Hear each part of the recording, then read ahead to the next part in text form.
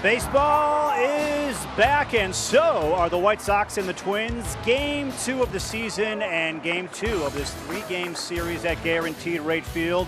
The pitching matchup looks like this. The Twins pushed Rich Hill back a few days in the rotation, so Randy Dobnak is on the hill for the Twins. Dallas Keuchel makes his White Sox debut this afternoon on NBC Sports Chicago. How are you doing, everyone? Chuck Arfine here. The White Sox did not get the win yesterday. However, an exciting night for 3 of their young core hitters. We're talking about Eloy Jimenez, Yoan Moncada, and Luis Robert, who collected 7 of the White Sox 9 hits. And yeah, all 3 are locked up for the future. Here's what Moncada did.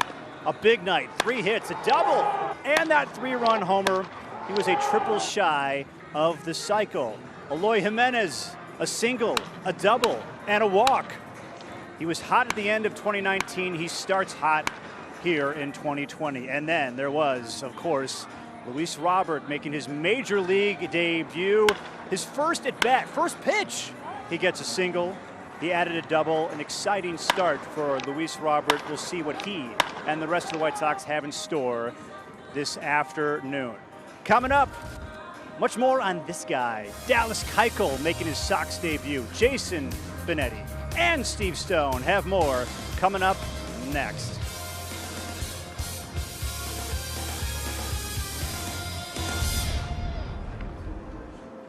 White Sox baseball on NBC Sports Chicago is brought to you in part by Blue Cross Blue Shield of Illinois, the card to carry through it all. First Midwest Bank, helping you build momentum. You have plans. First Midwest Bank has ideas.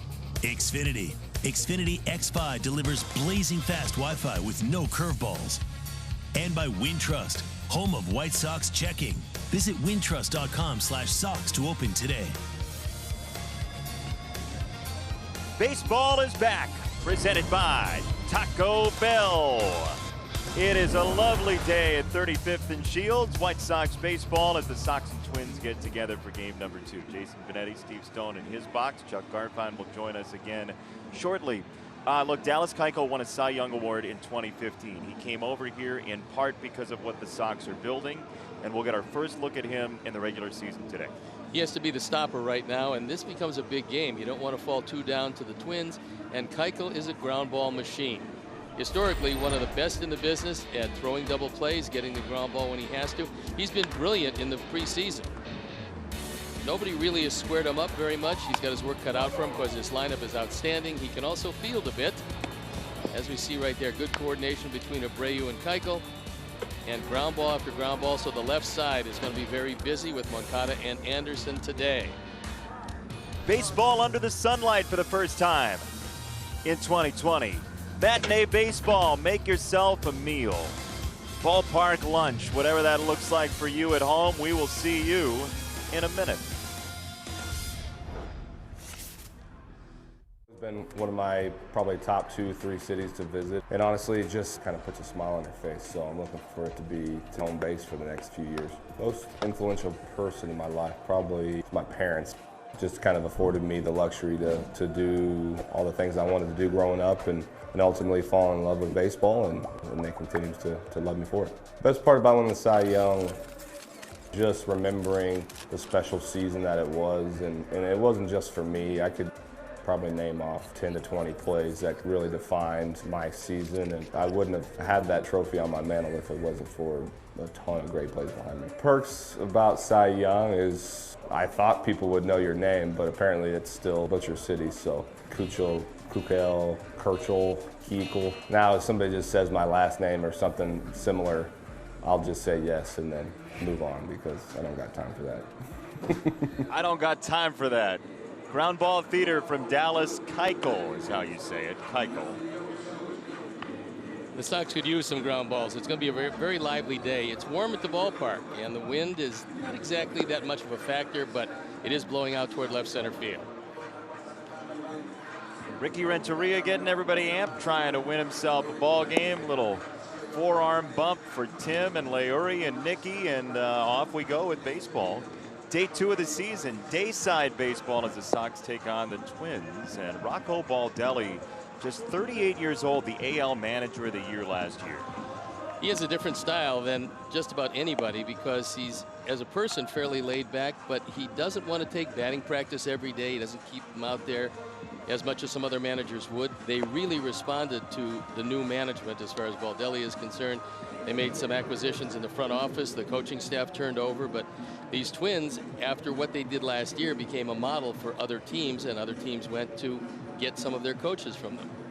Let's take a look at our Insure on the Spot starting lineup. Get your free auto insurance quote in just 2 minutes. 2 minutes at insureonthespot.com. Garver at the top, moving up in the lineup. Kepler goes down to 8 after a 2-home run game, his 9th of his career, and the middle is filled with power hitters.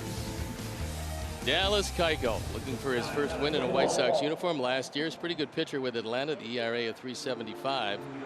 And opponents hit 265 against him, which is a high number, but he neutralized the left-hander. Cruz has done very well against him with 5 home runs. We'll keep that in mind, along with Donaldson with a home run and 292. So we're ready to play baseball, and Dallas Keuchel has to subdue these mighty Twins because their lineup is loaded top to bottom.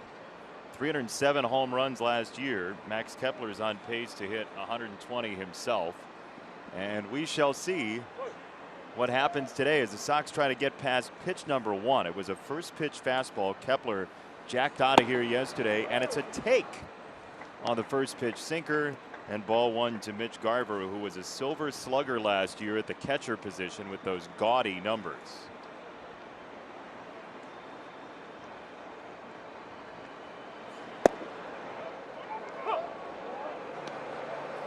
Well, that's a good sign because although Garver doesn't like it, obviously as a catcher, he realized it was low. Keuchel will take it.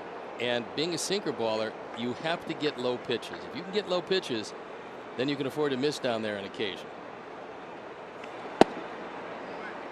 That's there for a strike as well. So a changeup in the neighborhood, and 1 and 2. And you mentioned the sinker. Dallas Keuchel is sort of a dying breed of pitcher, the sinker baller, the guy who uses that predominantly. There was not much sinker usage last year in baseball.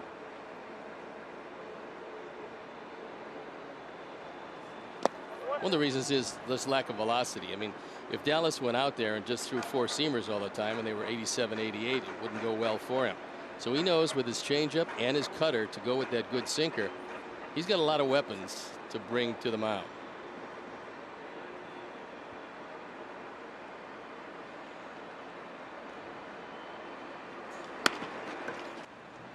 On the ground, Leury Garcia with his first chance after a tough day yesterday at second base. He makes good, and out number 1. Let's take a look at the defense, and this is how Ricky Renteria is going to put him out there for UI Health. It's Eloy, Luis, and Nicky in the outfield left to right with Moncada, Anderson, Garcia, and Abreu in the infield. James McCann gets the nod in this second game, and Dallas Keuchel throwing a ground ball on the first hitter. That's a good sign. He got more ground balls in terms of percentage than anybody in Major League Baseball last year as a starting pitcher, and he will face Josh Donaldson. It is paramount to throw ground balls against this team, and they usually don't let you do it.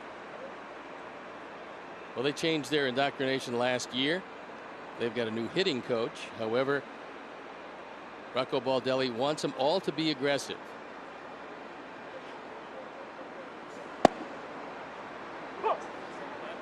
Take there right on the corners. Dallas Keuchel dancing on the fringes for strike 2. Well, Donaldson thought it was inside. It looks to me like with Pat Hoberg behind the plate, it's going to be a fairly good strike zone. So maybe if you think it's a 1/4 of an inch outside, you might want to go out there because so far Hoberg has been calling everything that's in the neighborhood. That's strike 3. That was enough in the neighborhood for a Keuchel strikeout and 2 down in the first inning. I think he really surprised him with a high fastball. I mean, look, he had his eye angle looking down, down, down, and all of a sudden, ooh, upstairs a bit. Although it was belt high, it pretty much bisected the plate, and a good way to start the game. 2 up, 2 down. And James McCann, who's worked diligently on his framing, that was a part of his game, though he had a nice year in terms of working with the pitching staff. A great year in that department. He's worked on his framing, and there he might have helped out Keuchel for strike 3. If you can frame the pitches well, you can induce whoever is a home plate umpire before we move to the not living home plate umpire, which they did a few times in spring training. As long as there's a guy back there, pitch framing is essential because you can buy your pitcher some strikes.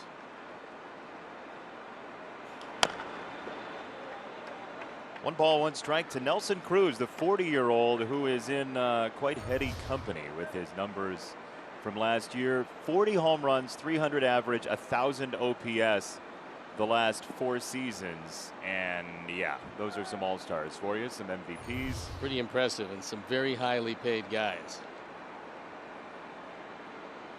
The biggest difference, though, is Nelson Cruz is 40 years old. Yeah. So he's doing it the way the youngsters are doing it, and he's doing it just as well. For all you youngsters out there. Yep. Swing the bat like him at 40, and you're probably not going to have to worry about what car you're driving or where you're living. Cars and houses in the first inning today. 2 balls and 2 strikes on Nelson Cruz. Yesterday, if you missed it, the Twins came out of the chute as hot as anybody in the league. They got 4 of the first 5 guys on base and scored 4 runs in the first inning. Sox came back and tied at 5 after 2 in a 4-run second inning on the Sox side. There's a bouncing ball to short, and Tim Anderson with time against Nelson Cruz, and a 1-2-3 first inning. 2 groundouts and a strikeout. Vintage Dallas Keuchel. TA bats next. This year, and here's his starting lineup. It's brought to you by Insure. Our Insure on the Spot starting lineup. Get your free auto insurance quote in just 2 minutes at insureonthespot.com. TA, Yoan, and Jose at the top again. Edwin, Eloy, and Nicky in the middle 3, and then Luis Robert is at 7. James McCann, Yuri Garcia. Sox haven't seen Randy Dobnak much, but there he is, and he was very good last year. Gets an emergency start. Rich Hill is pushed back. You're going to like his stuff. I think the Sox hitters will like his stuff, and that's what he throws. 36% sinkers, 23% four-seam fastball. So both of them are fastballs. He mixes in a curve and a change. Change not so much, but the curveball usually is pretty good. Yeah, a lot of fastball, about 60% fastball. As he throws in strike 1 to Tim Anderson, whose first step after winning an AL batting title was a 2 for 5 with a couple of runs scored from the top of the card. Ricky Renteria was asked about the lineup and Luis Roberts specifically before the game, and he said, look, in the end, Luis Roberts probably going to be a 1 through 5 hitter, and Ricky does like to ease those guys to the top of the lineup to take a look at the at-bats as Tim brushes this to third, and Donaldson across the diamond low, but on the mark enough for round number 1. Let's take a look at the defense and how Rocco Baldelli lines them up this afternoon. This is our UI Health defensive setup. Rosario Kepler and Marwin Gonzalez getting a start today. Then it's Donaldson, Polanco, Adrianza, and Sano in the infield. Mitch Garver once again mans the plate. Randy Dobnak on the hill.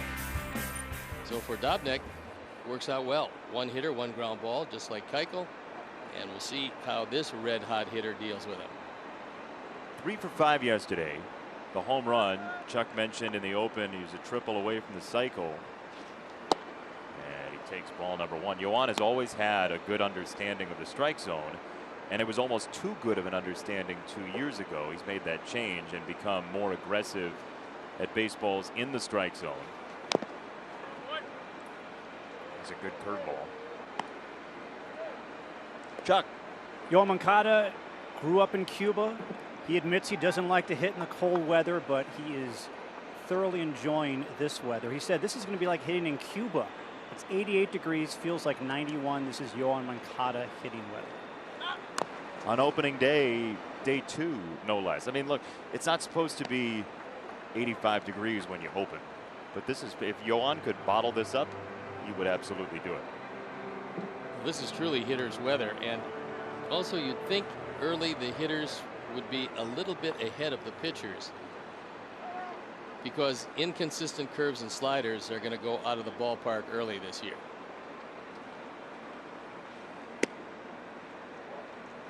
It was an interesting change. That one just drifted way away from Moncada, who surprisingly tried to bunt his way out. So he looked at the shift and said, you know what, if I can just lay it to third base, I got a base hit.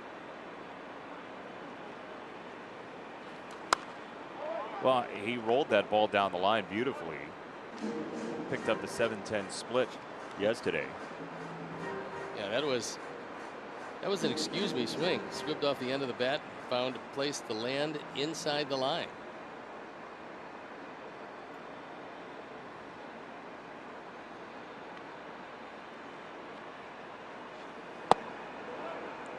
It's down on a changeup. 3 balls and 2 strikes from Randy Dobnak, 25-year-old.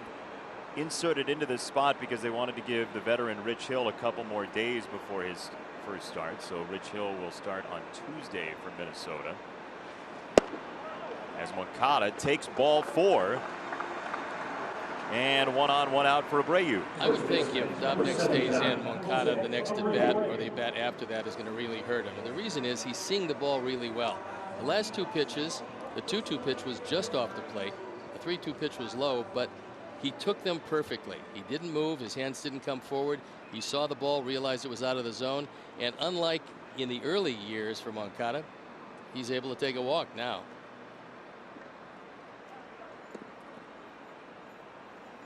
One on, 1 out, Jose Abreu, who drove in his first run of the year last year.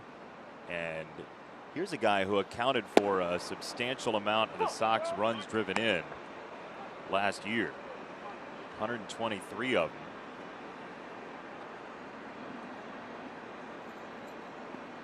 If the Sox are really observing this game, they'll realize that it's going to be a pitcher's plate today from Pat Hoberg. So you got to go up there swinging.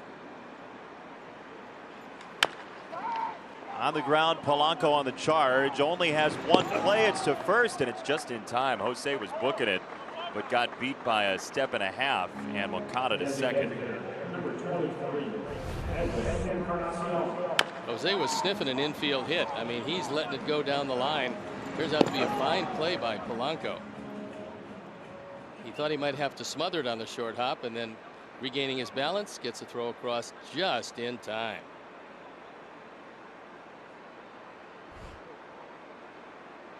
Polanco looked like he was surfing and the big kahuna came. I mean, he barely kept his feet. Doesn't have great range, but is certainly a competent shortstop. Encarnacion looking for his first Sox hit, and there's another borderline pitch that goes as a strike. So this is going to be a pitcher's day. They've all been strikes. Can't see it, but Stoney's reached into his bag for his glove. Just to see. I mean, inning into third, maybe. Under your new rules, you could get the win. Check swing and a strike, 0-2. Unfortunately, I don't think that's going to be implemented into the game anytime soon. But you're lobbying hard. Trying, yeah. Baseball lobbyist Steve Stone. You've actually lobbied for real at one point, didn't you? Back in the day, didn't you go to? You went to D.C. on behalf of somebody. Yeah, that was a bit ago. Yeah, that was not currently, of course. No, that was for Lou Gehrig's disease. Right. Actually, yeah, that was interesting. See what happened? You malfunction when I try to paint you in a positive light. Oh yeah, it's very concerning. We don't want to do that. Steve went to D.C. to advocate against a very terrible disease and doesn't want to talk about it.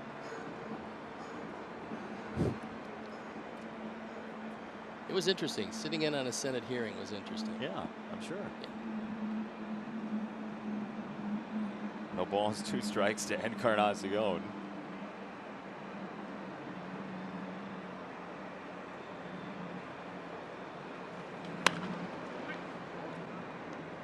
Edwin fouls it away. So far, everything has been down from Dobnak. So if you're looking down there, more than likely you're going to get it. Whether it's his curveball change or his fastball. He hasn't really gone to the elevated 4-seamer quite yet.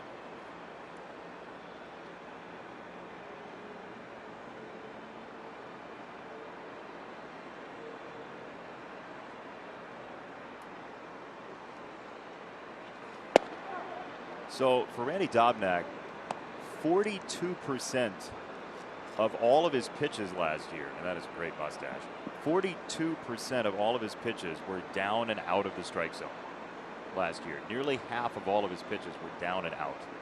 Well, they identify as in the strike zone, and then the late sink or movement takes him out of the zone.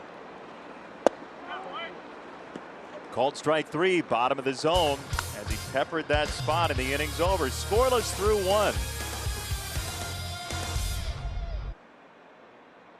And time now for our Taco Bell take, looking at the best ground ball percentages in baseball last year. Did you ring that bell up here in the booth? I did. I'm multi-purposed. There you see Dallas Keuchel right there. It's Hudson, Castillo, and Anderson after him, but nobody does it better than Keuchel. And things working very well in the first inning as nobody left the infield. We have the irresistible force and the immovable object today in parlance. Lowest ground ball percentage by team. That's by design by the Minnesota Twins. They do not want to hit ground balls. They think ground balls are where slugging percentages go to die, and they're pretty much right, especially considering their output last year. So we'll see who wins. It's Dallas Keuchel this time. Garcia to first. Polanco is out. 1 gone. You know, Chuck's mentioned it. Other people have mentioned it. The Mark Burley comparisons just tend to show up with Dallas Keuchel wearing a Sox jersey, the amount of ground balls, the pace at which he pitches. He works pretty quickly, not as quickly as Mark. Also, he depends on the sinker, and Burley worked up in the strike zone a lot. Yeah. And they're both, when they're right, they're both strike throwing machines.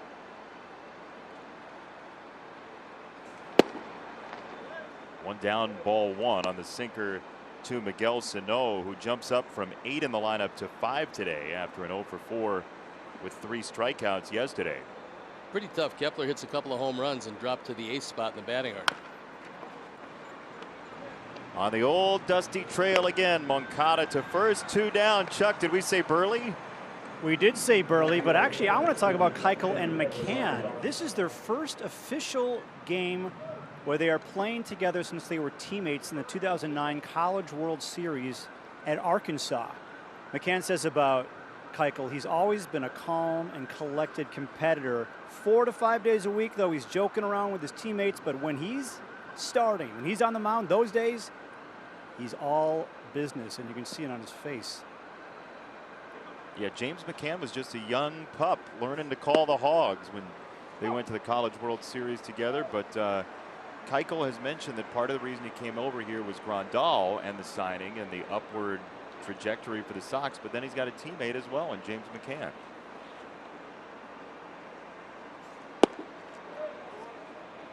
Last year, Keuchel just ate up the left-hand hitters, and this is one of the tougher left-hand hitters.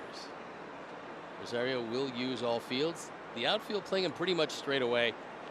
Luis Robert maybe a couple of steps to left center. He can be in right center in a jiffy. He can cover some ground, certainly, and it's going to hold him in good stead.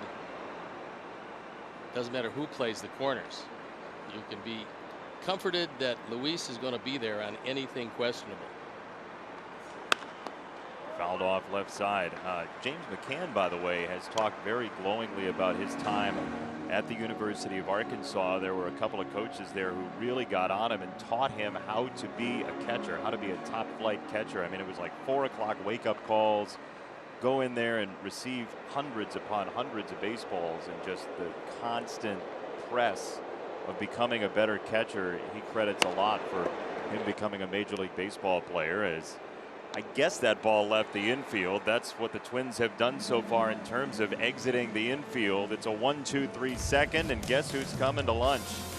Eloy Jimenez. Hi, Mom. Hi, baseball. Bye, baseball. Bottom 2 next. Eloy likes the ball down. Dobnak keeps it there, and I think Eloy is going to hit one out of the ballpark today. Jason? I think so, too. I think he's going to. I say that because I agree with you on prognostications, because you're pretty much always right. Well, we'll have to see. He's got to get something to his liking. That was a pretty good pitch to his outside corner. Dobnik's got some movement on everything.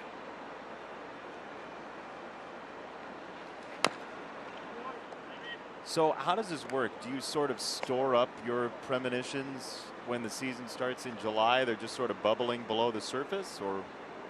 Actually, I just was thinking about it last night, and I thought that today would be his day. But he needs a better pitch than the last one, because that one sunk drastically out of the zone. Just foul wide of third. The shift is on in the infield as Eloy will hit the ball to right center field, but he hits it the off field on a fly mostly. If he's hitting the ball on the ground, it usually is to the pull side.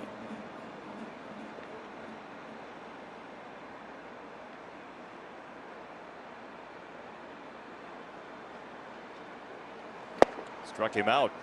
One gone. Time now for the big story presented by Kia. Taking a look at some of the highlights around baseball last night, and there were some huge stories. Doesn't fit the narrative, but we'll go with the big story. As Matt Olson, he of the Olson and Chapman corners for the A's, walk-off grand slam. And then Shane Bieber was outstanding with 6 innings for Cleveland. Not quite as good as Kyle Hendricks, who went the distance. First time out, 103 pitches. It's pretty impressive, and he wasn't in trouble at all. So a nice job by Hendricks. We did not rehearse that, and boy, it couldn't have gone better. It just flowed smoothly. It definitely did not happen because you hit your cough button. I definitely didn't jump in for that reason. Wait a second. Did I? I don't know. Does that mute things? I'm not sure what that. Well, you were coughing a little bit, so I figured I'd jump in. We're breaking down the fourth wall here on this telecast. It's true. Yeah. So Nicky Delmonico batting in the 6th spot today. 2 balls and no strikes from Randy Dobnak. The former Uber driver, Randy Dobnak, who came through low-level independent ball, rose all the way from A ball to the majors in 1 season, but maybe his crowning achievement is his .499 Uber rating. Somebody gave him 4 stars once, so it's not exactly a 5, which seems like a miscarriage of justice. I'm imagining you as an Uber driver, and I would love to see the discussions you'd have with the passengers. I'd throw too many people out of the car. I'd never survive that. What's that red button? Ejector seat. But how about that? I mean, Randy Dobnak, who went to a very small Division II school in West Virginia. He played for the Battlers there. Yeah, not drafted, and goes to an independent league, and here he is now, a major league starter. Pretty rags to riches story. Unquestionably. I mean, out of nowhere, as the count stays 3-2, good at bat from Nicky.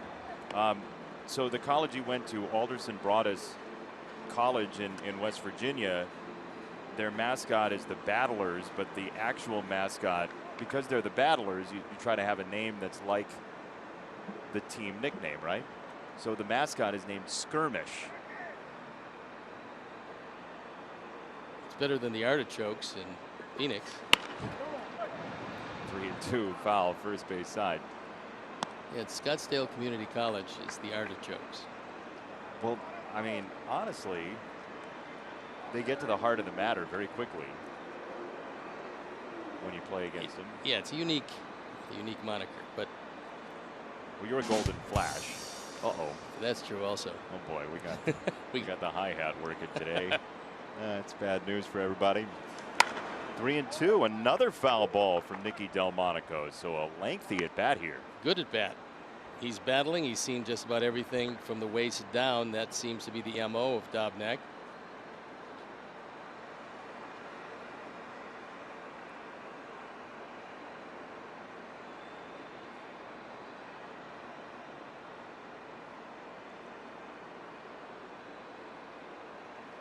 Three-two.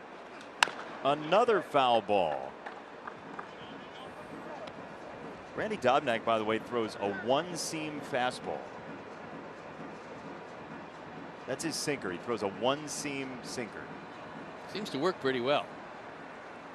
It's particularly good movement on that changeup. But there's not a whole lot of disparity between the changeup and his fastball. It's probably 6 to 7 miles an hour, and normally pitchers want a little bit more. Another foul ball from Nicky Delmonico.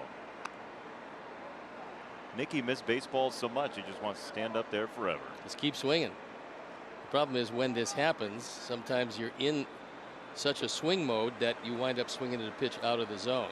Most likely, if it is, it's going to be down.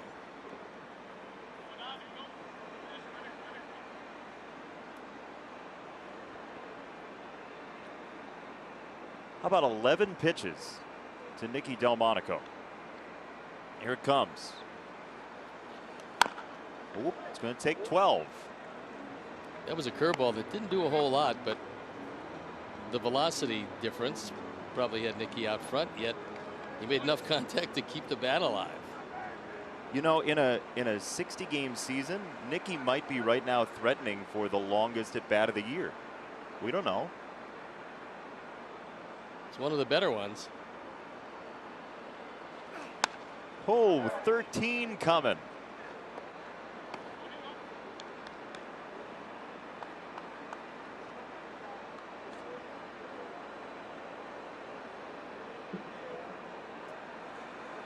What do you throw him now?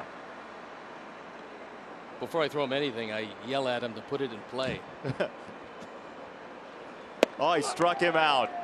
That's the deal. That's usually what's happened when you're in swing mode. All of a sudden something looks okay and the ball just drifted way wide of the plate.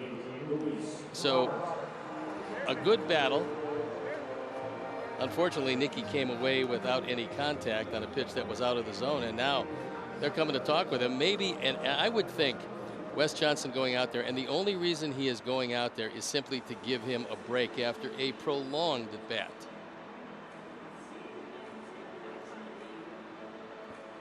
Well, look, just a moment to take for himself. Time now for our stats with Lowe's as we look at the highest exit velocities in baseball on opening days, with the Sox owning the top 2 spots opening day, Thursday, Friday combined, the 2 opening days, and Luis Robert Eloy Jimenez have those. His very first hit in the majors was this cannon fire.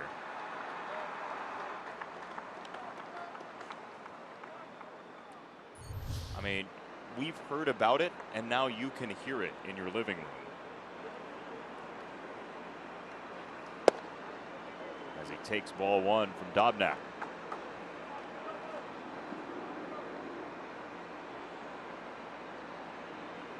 So those are the minor league numbers. He had a 30 home run, 30 stolen base season, and we'll see if he can beat this out. Polanco on the charge, got a hustle. Polanco to first, just in time under the wire for route number 3. For the first time this year, we get to use the term pitcher's duel, and by a hair, Robert out at first. Wednesday, the Hawks are back as they face off against the Blues in their only exhibition game, but you don't have to choose between baseball or hockey.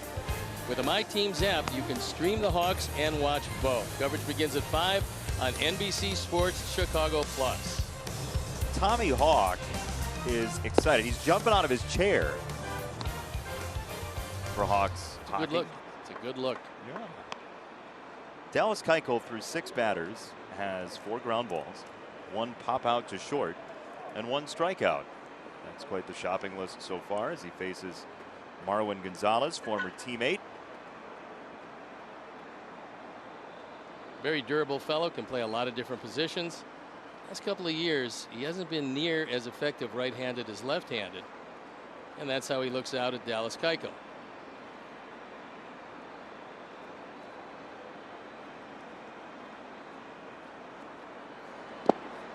Ball number 1 to Marwin Gonzalez, who didn't play yesterday, and it's going to be very interesting to see where his playing time comes from this year, especially when Buxton's back and healthy. I was going to say that all depends on Buxton, and can he stay healthy enough to be in the lineup? If he is, he's going to play center field. Although Kepler's very good out there, they feel the defense is better if they can use Buxton. And they're right. I mean, he is a phenomenal center fielder. Gonzalez talking to Pat Hoberg. He might not have been observant in the first 2 innings when just about everything was called. If it's on the corner or close, you're going to get the strike.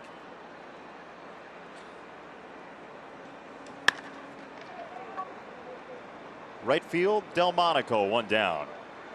Hashtag Sox Files. Can you guess who this Sox player is? What we're telling you about him is these 3 things. And if you watched the exhibition the other day, shh, don't tell anybody. I did. It's new for the regular season. You did? Yeah, I'll recuse myself then. Okay, thank goodness. Hashtag Sox Files. Wareham Gateman in the Cape League, 07 and 08. A tattoo from tattoo legend Mr. Cartoon, and he appeared in ESPN's Body issue, ESPN the magazine's body issue. A lot of, oh my goodness, I'm searching for hashtag Sox Files. A lot of people are tweeting in Steve Stone. Interesting. They are. Yeah, so many people. No, that is definitely not it. Which one of those was incorrect? I played in Cape Cod for 2 weeks, but I played at Chatham. You were at Chatham A, one of the anchor franchises. I'm not sure exactly what we were at the time, but You were at an A? No. You were a C+?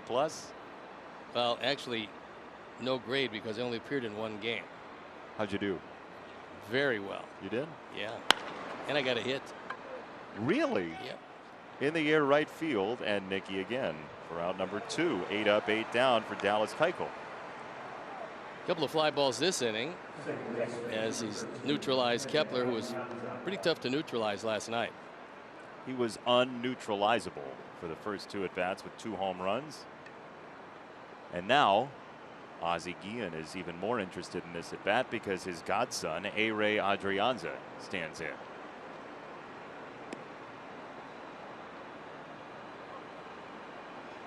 Really good Swiss Army knife sort of player from Minnesota. Can play the infield, can play some outfield as well. As there's strike 1 to Adrianza. I think they feel with him at second they're a little better defensively.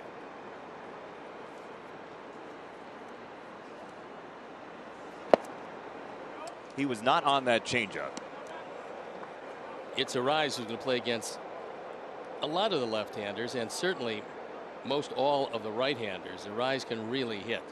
Defensively, they feel Adrianza's better. Tried to get him to chase the changeup again. A ball and 2 strikes on the former Giant, A-Ray Adrianza.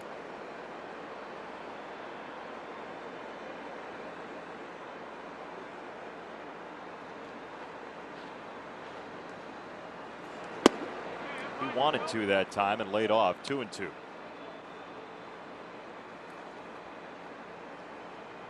All right, so a bunch of changeups to run it to 2-2. What are you going to do here?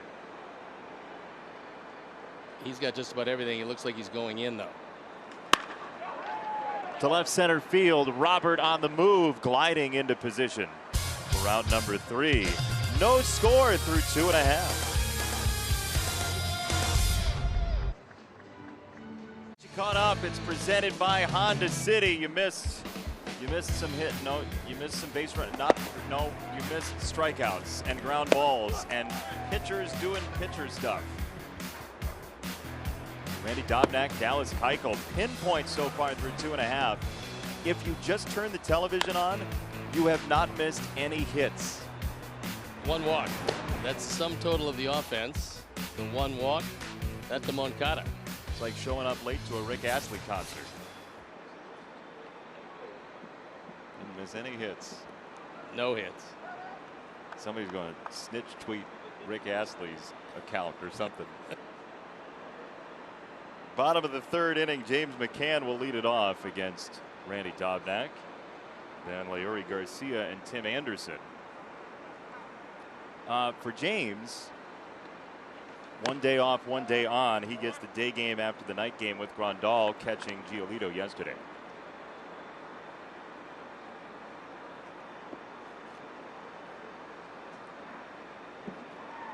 It's absolutely a gorgeous day once again. Last night was a beautiful opening night, and today more of the same. A little bit warmer, and you'd never know the park is going to be lively today because nobody's hitting the ball near the wall. Guys, James McCann has his first career Grand Slam, His first career Grand Slam occurred in 2016. He was with the Tigers. You want to guess who he hit it off of? That person is here in the building today. Virgil Trucks? Dallas Keuchel. He's here in the building, Steve. Oh, okay. Well, I don't know. I mean, I don't know where Virgil might be hiding somewhere. I don't think Virgil's around these days. Oh, Chuck, just tell us because Steve's going to keep guessing dumb stuff. Well, I wanted a little bit of suspense, but Jason, you guessed it correctly. Dallas Keuchel, his former Arkansas Razorback. How about that? And now James goes down the line and right for the very first hit of the ball game. To the no-hitters, we are going to give you up. McCann a base hit. This is a slider, and this one doesn't move quite as well as the others. James, as he did most of last year, going the other way with it. If you try to pull this, you're going to ground to the left side. One of the reasons he had the great year was his ability to go to right field, and so our first hit.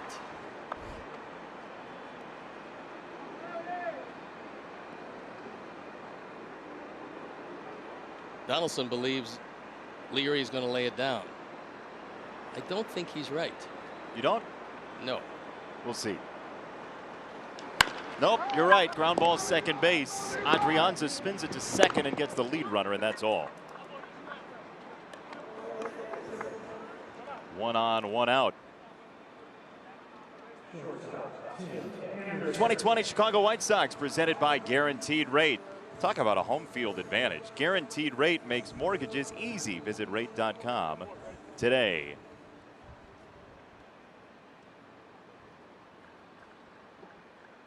So 1 down, and Tim Anderson coming up.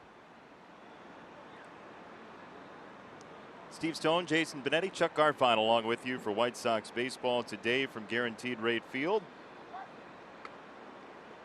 As the throw goes to first on Leori Garcia. So we were talking about Scottsdale Community College and the Fightin' Artichokes because Randy Dobnak played for the Battlers in Division II in West Virginia.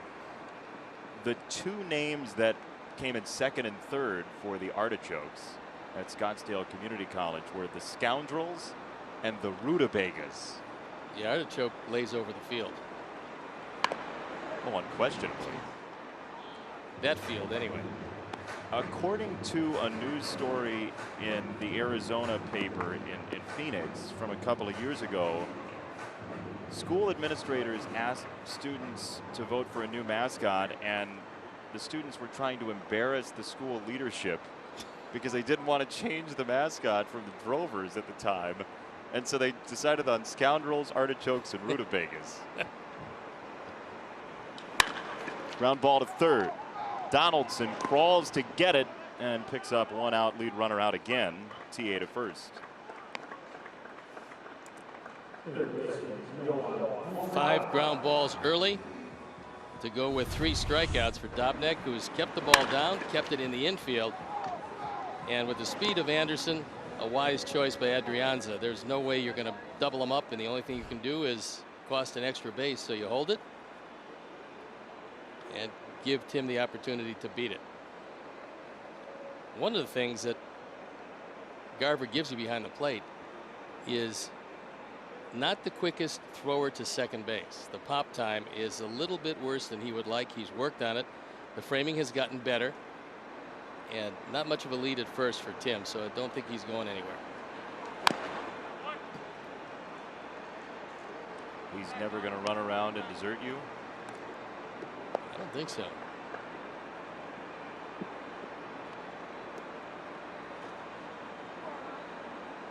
Are you breaking into song now? That's not it? No, yeah, we appreciate Rick Astley very much for his hit. No balls and a strike on Yoan Moncada. This is a pretty wide shift they've got on for Yoan. I mean, it's basically 4 outfielders with Adrianza playing the grazing second base role. Yeah, what they're doing, they're inviting him to give up all of his power and just go in the vacated area that is the third base position.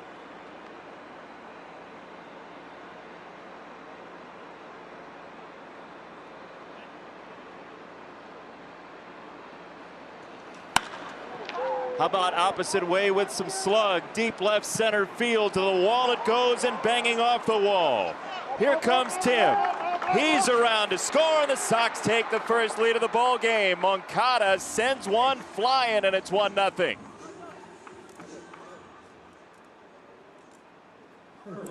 Yoan keeps it going as he had it last night. He reaches out, takes it the other way, and no chance at all for Rosario. Now Rosario gets to the ball quickly. It's a good carom for him, but credit Nick Capra on this one, because when Nick Capra sees where the ball is going, he realizes that he's airmailed the cutoff man. There was nobody to get that relay throw, and Nick Capra says, keep going, Tim. He scores easily. Good coordination between base runner and third base coach, and the Sox have the lead. Yoan Moncada is a sneaky all-star type season waiting to happen this year, and there won't be an all-star game, and MVP is a little bit down the line, you might think. People would think you're crazy if you say that, but with the numbers he put up last year and his command of the strike zone, he could be an absolute breakout top of the line stud this year. I think that the White Sox team is going to do a great deal toward making Moncada a candidate for the MVP, because if this team gets to the playoffs, Moncada's going to have a very good year. We saw it last year. He's even better this year. And if this team gets to the playoffs, he will have a bona fide shot at MVP. He's got that kind of talent.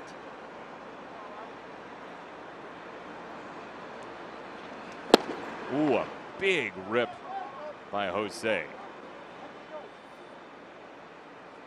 Leaving nothing to the imagination, Jose airs it out. He gets a sinker. It's in a great spot, and good late movement and no contact.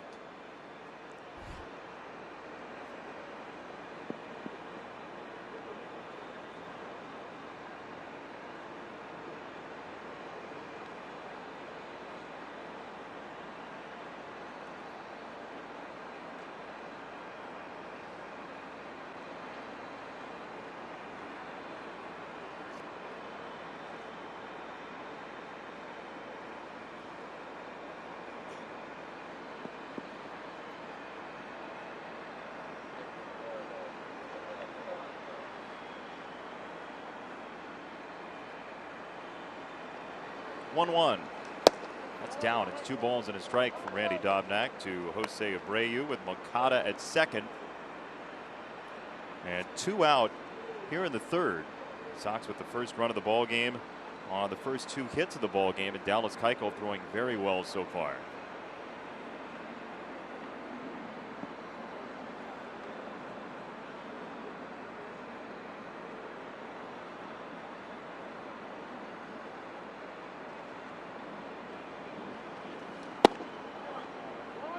Downstairs, 3 balls and a strike.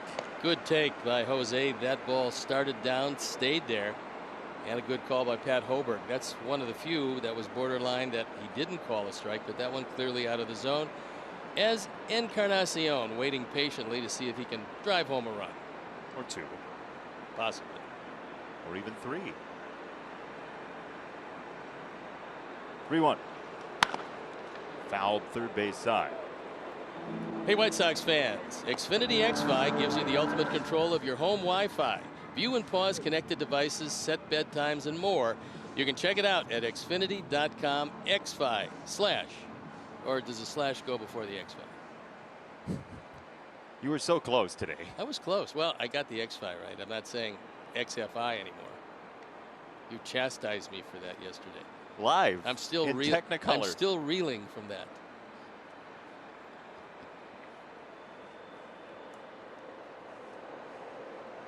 Three balls, 2 strikes.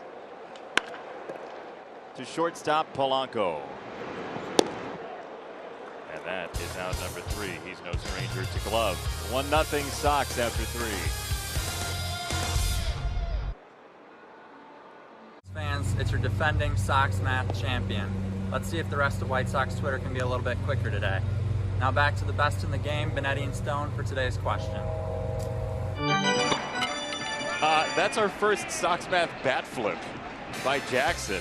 Fantastic by the Jackson 21, raising the bar for championship intro videos. Hashtag Sox math. First correct answer wins a prize that you create yourself. Dallas Keuchel's home state, number of letters in it, multiplied by the number of walk-off home runs the Sox hit on this day in 1967. That's your question. Hashtag Sox math. If you are the first, you get to send the video to introduce Sox math and try to top Jackson's bat flip coming up tomorrow. That was like the Danny Zuko of Sox math. He was very cool about that. A fine video shoot. Wonder how many takes it took him. You're a Sox math video cynic? Yes. What's happened to you? I'm just a cynic. The odds makers got whooped on that one. Strike 1 to Garver. Dallas Keuchel 9 up, 9 down. And he broke out a pretty good curveball on the first pitch. Garver didn't like the call, but it was there. It was there a little low, but it was there. Was there? Yeah. Yeah. 44 home runs were hit by the catching position last year. That was the most in the major leagues. These Twins were able to accomplish it as everybody combined to hit 307. One more than the Yankees, who were trying to climb late in that season. The Yankees closed the gap pretty well against the Twins for the all-time major league home run record and fell one short.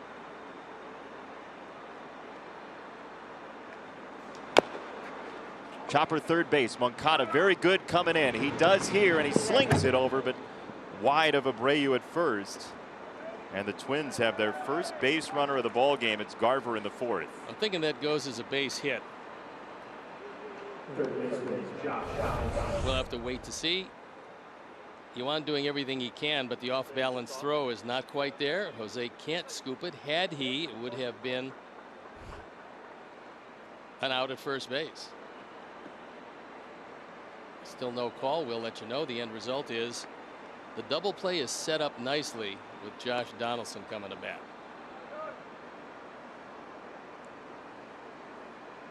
Take a ground ball here. He surprised him last time with a high fastball after working him down the entire at bat. There it is. Moncada Garcia nestled into Abreu's glove. Double play. So the base hit is quickly erased, and Donaldson on one swing of the bat provides a tailor-made 2.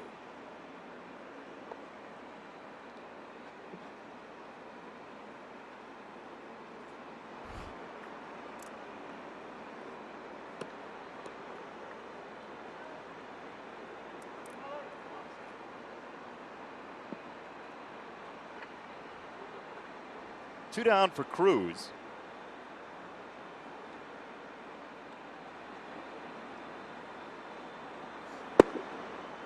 He's going to watch a little while. I mean, the Twins have been so aggressive, and they've swung themselves into a bunch of ground balls. Well, this is the one guy in this lineup you really worry about. We profiled it early, saying that Nelson Cruz has hit 5 home runs off Dallas Keuchel. That's pretty impressive off one pitch.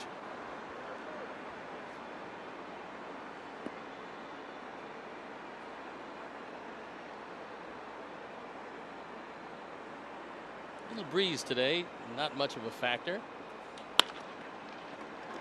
Ooh, Tim didn't get around on it and tried to backhand it, and the Twins get a runner on here in the fourth. Yeah, there's an example of having a whole lot of time. Tim knew it and just missed it. E6. We saw last night how difficult it is to give this team extra outs. Tim's got a world of time. Cruz gets turned around in the batter's box, and Tim just didn't set up particularly well and missed it.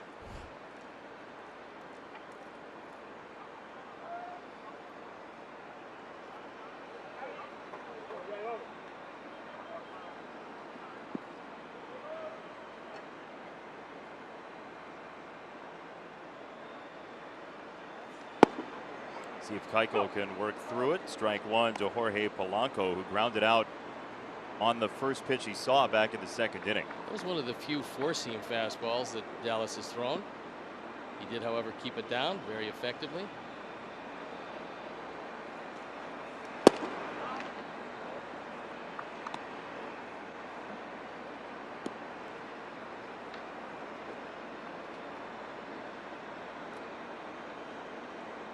Dallas Keuchel threw his first 34 pitches coming into this inning, had thrown 10 changeups, 10 sinkers, and only 2 of those four-seam fastballs you were talking about. It's been a lot of changeup, sinker. And speaking of Dallas Keuchel, here is your answer to Sox Files. Will it be, might it be, possibly could it be that Dallas Keuchel did all these 3 things? Let's see.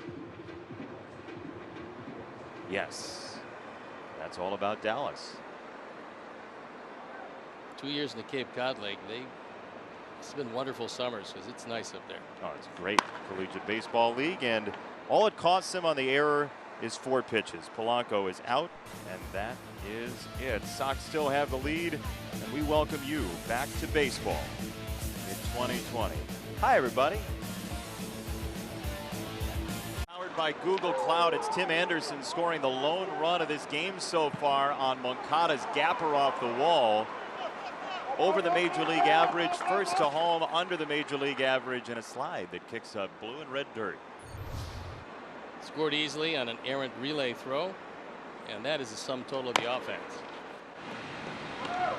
Chopper to third, cross diamond peg, Donaldson, and Encarnacion is out. Your Sox Math winner for today is Michael Kenny Jr. 8 letters in Dallas Keuchel's home state, Oklahoma, multiplied by 2 walk-off home runs on this day in 1967. It was a great doubleheader day for the White Sox. 16 is your answer. Congratulations, Michael Kenny Jr. You will be introducing Sox Math tomorrow, provided you can shoot a video horizontally and say something we can air. Those are the 2 requirements. Thank you for playing. Stoney, how many of those 2 requirements could you uphold? Oh, it depends on the day. Uh-huh. It was a good breaking ball, and unfortunately, after taking a strike that was just a touch off the corner, it set it up for another breaking ball that was well off the corner.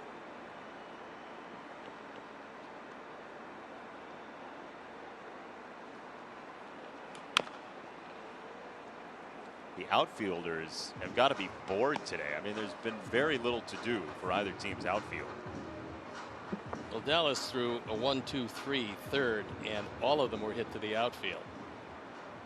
But by and large, both of these guys are keeping the ball down and throwing it around the strike zone, forcing a lot of inconsequential contact.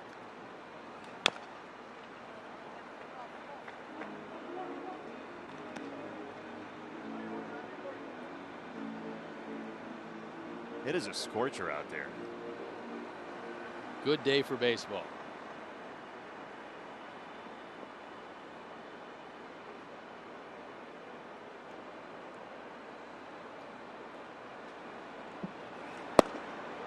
Eloy lays off the breaking ball.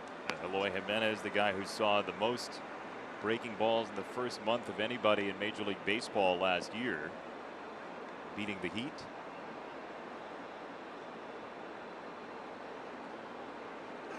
One, 2 is up. 2 balls, 2 strikes. That's one of the few times where he elevated, and that time was called by Garver. Wanted to change the eye angle for Eloy, but just up and out of the zone. On the ground, past the dive and into right field. That's why you hit the ball hard. Eloy Jimenez, a 1-out single. He is now 3 for 5 this year. Time now to open up the Sox vault, presented by Feldco. This day in 1967, J.C. Martin in Game 1 against Cleveland in the 9th inning, a 2-run home run.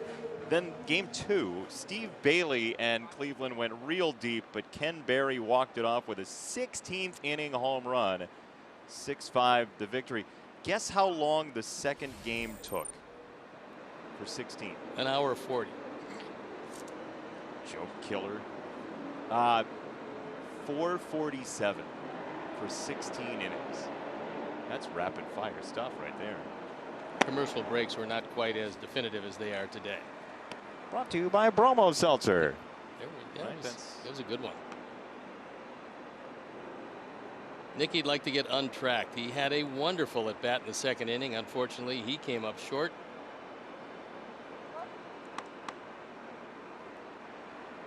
Lloyd probably is not going to steal, so you don't want to get too adventuresome on that lead.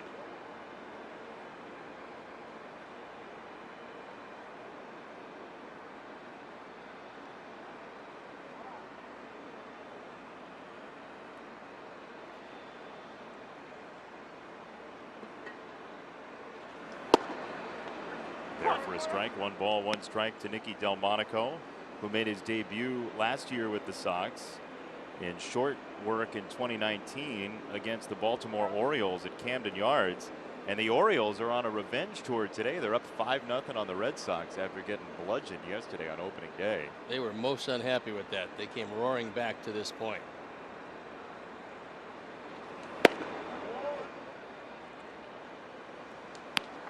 Really good outing so far from Alex Cobb. 5 shutout, 3 hits, 5 strikeouts for Baltimore. Well, there was one time when he looked to be a bona fide top of the rotation starter with Tampa Bay.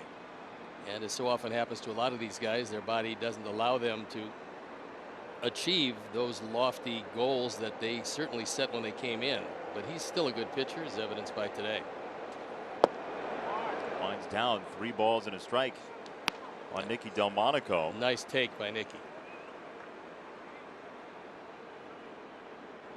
Other Central games around the league, you got Pirates and Cardinals, top 4 tied at 1, and the Cubs trailing the Brewers 4-3, bottom 5 at Wrigley. There'll be a couple fun Central races this year. 3-1, outside ball 4. Nicky takes a walk. White Sox baseball is back, but it's not the same without you. Keep your ballpark traditions alive in 2021. Ticket plans, group outings, and more. Call or text Sox Ticks to 312-674-1000 or visit whitesox.com/today. Chuck, what you got? Yeah, Luis Robert up right now, and he's crediting his friend Eloy Jimenez for helping him with the adjustment to the major leagues. He says it's been important having him here because he went through this last year. He's been helping me, giving me advice. If I get into a slump or don't get a hit in my first game, well, he did. Don't get too anxious. That's going to come. In good times or bad times, don't get desperate because that would play against me. Robert says Eloy has been telling me that every single day. Well, he knows it very close to his heart. It just happened to him last year. Correct.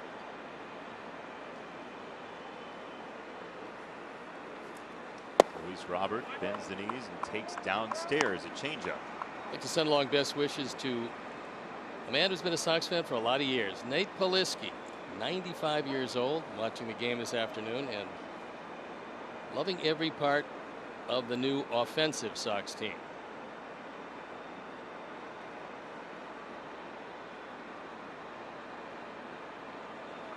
How old you say? 95. That's what I thought you said. It's a longtime Sox fan. For sure.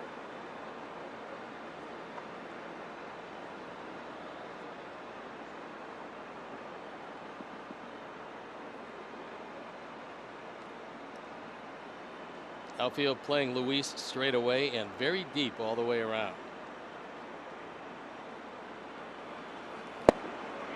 1-2. That was a curveball from Dobnak. Luis is going to see a whole lot of those. And we have seen a lot of pitchers go inside with that sinker, which is somewhat surprising. This is a sweeping breaking ball. It's a harder breaking ball than most. It doesn't have near as much break, but it's late, it's quick, and usually he throws it to a good spot to the right-handers.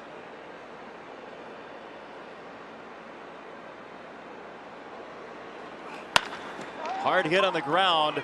Diving play gets one as Adrianza spins it to Polanco. Eloy on his way to third. That ball was smoked again. We'll get the number off the bat on it. But my goodness. That was a fine play by Adrianza because otherwise that's a run and a big inning. Instead, this one shot to the right side. Nice diving stop. You're not going to get 2 with the speed of Robert, but you get 1 and leaving runners at the corners.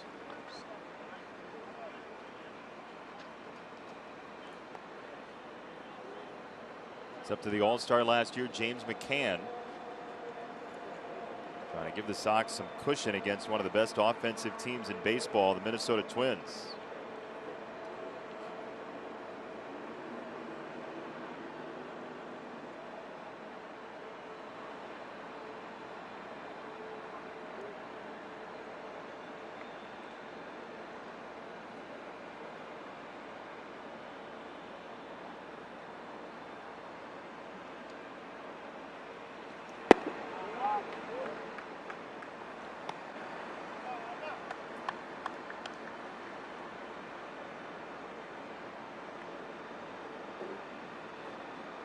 See how long the starters go tonight. After yesterday, Giolito went 3 2/3. Barrios went 4.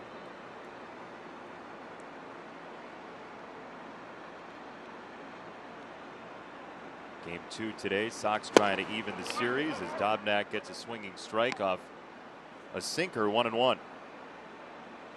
That was a high sinker, not exactly where he wanted to throw it, but it was effective and much more labor intensive for Dobnak than it's been for Dallas Keuchel. Yeah, the Sox have 4 of the 5 hardest hit balls in this game, and the hardest hit one is that Robert ball that came off at 109 on the fielder's choice. James to shortstop. Polanco feeds Adrianza, and that will do it for the Sox here in the 4th. 1 run on the board, 1-zip. In the stands, and one of them that's very close to the White Sox heart is of Elizabeth Bobby Vasquez, a longtime employee of the Sox in the HR department who passed away late in 2019. Just absolutely beloved by the entire Sox organization. Her family, huge White Sox fans. Her boyfriend, Mark Miller, also works for the team. And Elizabeth Bobby Vasquez here with us in spirit and watching over the ball game. And the White Sox miss her dearly and wish the best to her family. So much loss in the last bunch of months in so many of our lives, and we sincerely hope that White Sox baseball transports you from that in even a small way on a daily basis as we bring you our nation's pastime. Chuck Garfien, Steve Stone, Jason Benetti, our entire wonderful crew here in game 2 of the year, and the Sox with a 1-0 lead, top of the 5th.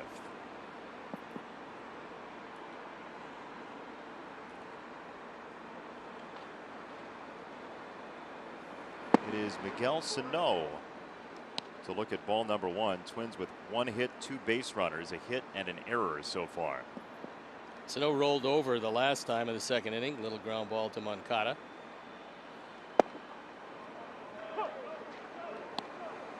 You want to pitch today?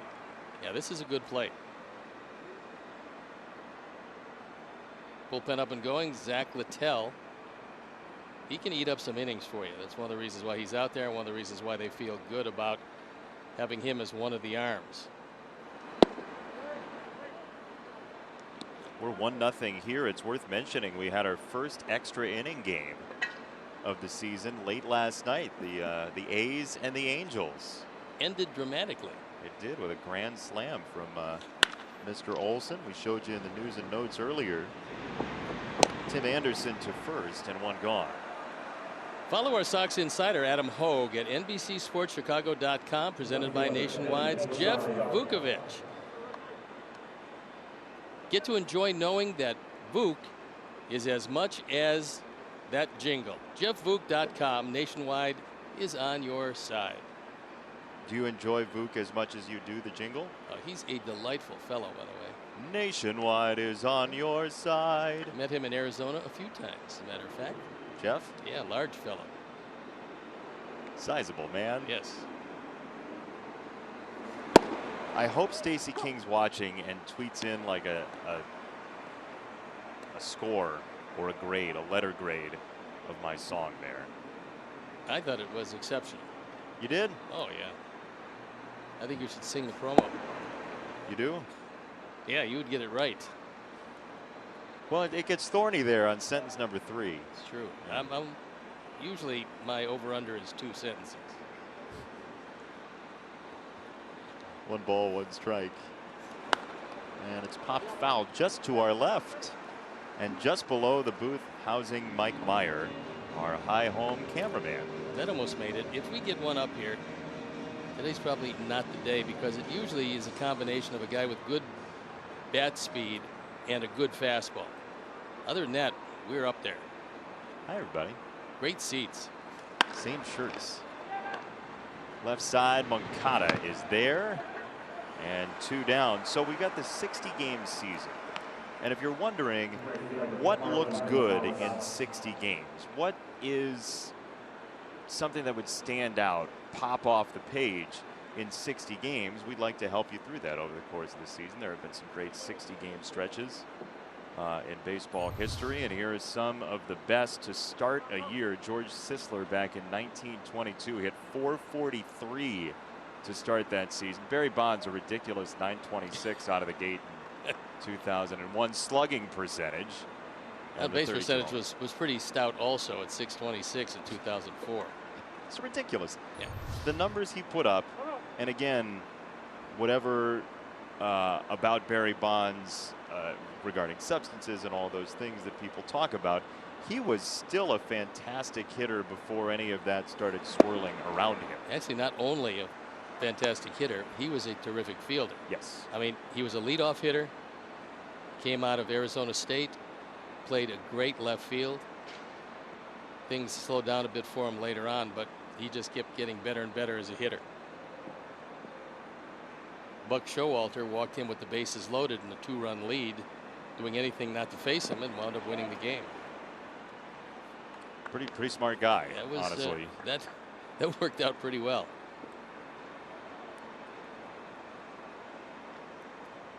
We do enjoy communication via Twitter, and we do read them and sometimes adhere to them. For instance, after the loss last night, I had one of the fans say that I should break out my dog socks. Oh, really? That's exactly what I did today for good luck. You did? Yeah. Hopefully they're more than 5-inning socks because they've held on pretty well right now. You have socks with your dogs on them? Yes. Layla, Bob, and Lucky. All three? Yep. The purple ones today? No. Blue. Blue to match the shirt. Matching your shirt.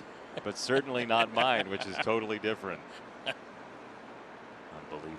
Day 2 we do that. 2 balls, 2 strikes. Well, there's a shirt crisis, you know. A shirt shortage? There is.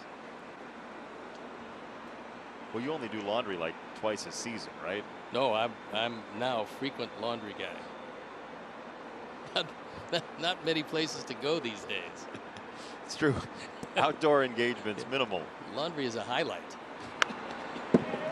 Please, one of the sports talk shows in this city, make Steve's laundry as a highlight one of your hot buttons, okay? Next time you go on 670, I think they should just play that. Laundry is a highlight.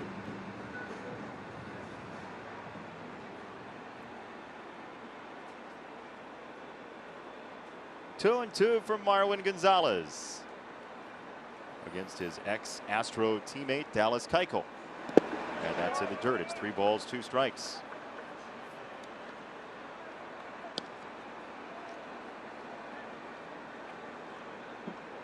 Just as soon see Dallas ended here with Gonzalez and allow Kepler to lead off next inning. It's always best to face him with the bases empty. Even a lefty-lefty advantage. A couple of years ago, Kepler had lots of problems with left-handers, but last year he smoothed that out and became a destructive force.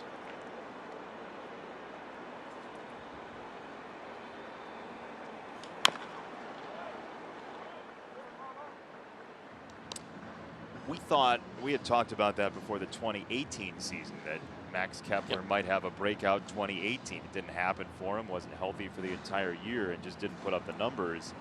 And then last year, he was absolutely the breakout star that you would expect, considering his pedigree of coming over here from Germany, how athletic his family was, and everything the Twins imagined came to be for him last year.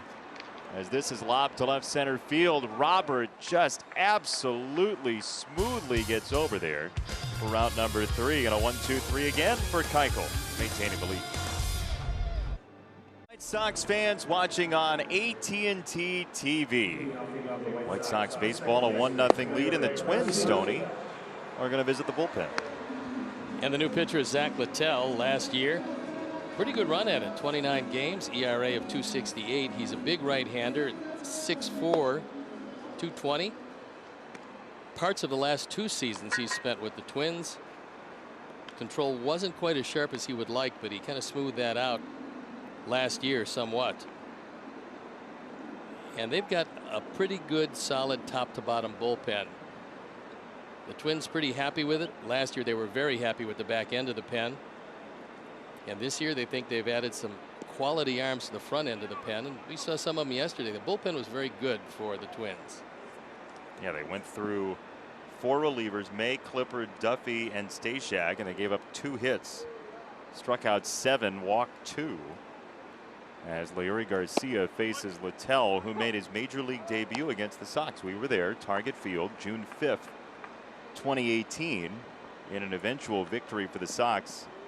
6-3, Lucas Giolito beating Zach Littell.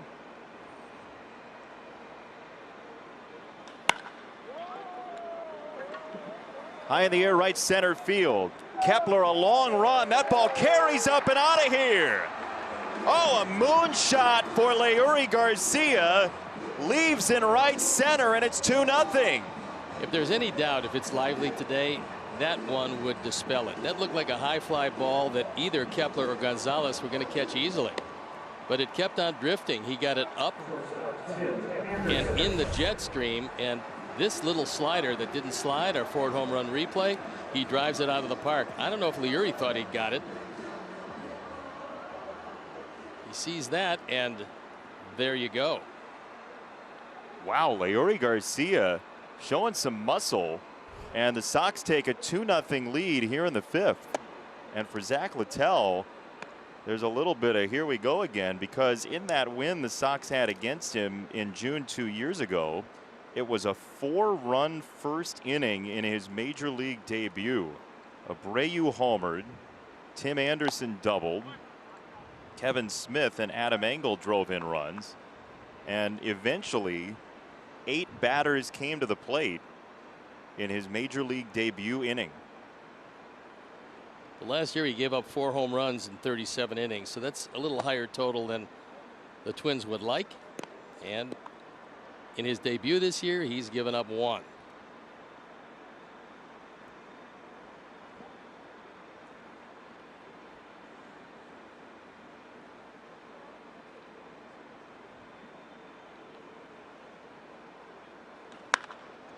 Third base side and foul, 2-2. Let's take a look at our swing box presented by Roman and the contact from Garcia. He just went down and got it on a better spot of the bat than it sounded. Got it up in the air and gone.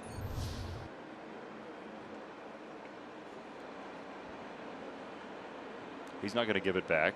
No. Oh, Tim's eyes absolutely went red, and there's strike 3, 1 down as we check in with Layla and Ozzie. Hi, folks. Third baseman, Yohan Okada.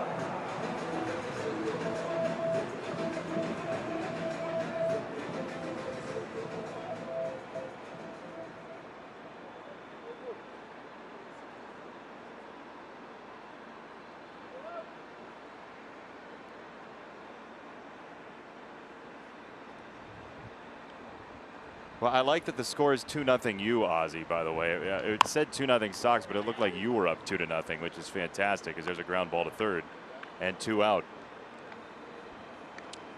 We look forward to seeing Layla and Ozzie on the post-game report with Ozzie's hitting tutorial coming up in that beautiful new swanky studio in downtown Chicago.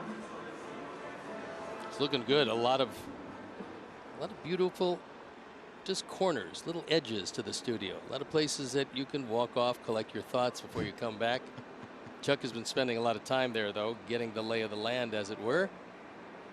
But today, he graces our presence at the old ball yard. Where is the lair exactly today? I don't know. Chuck's been hanging out with Dave Cella, our cameraman, in recent days. I didn't know you became such a big edges guy, by the way. Oh, you love those edges in the studio. Chuck, where are you? I'm behind the Twins dugout, actually. Oh. And I got something. I'm going to show it to you when I can. Okay.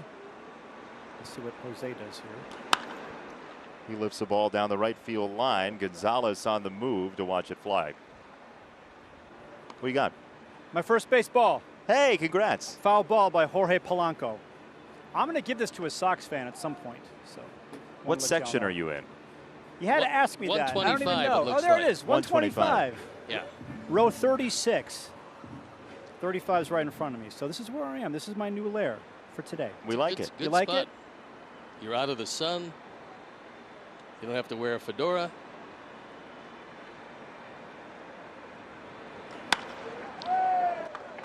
Jose shanks it to right field, and he's got a 2-out single. That was just a fight it off deal right there. He's looking at Sano, and they're both laughing.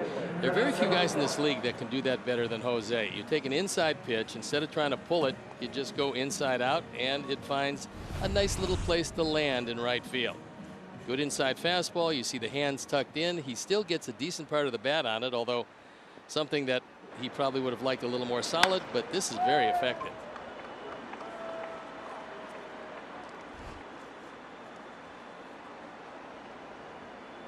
Gives Edwin Encarnacion an opportunity to drive a ball deep left field. He drops the bat. Watch it go. 2-run homer.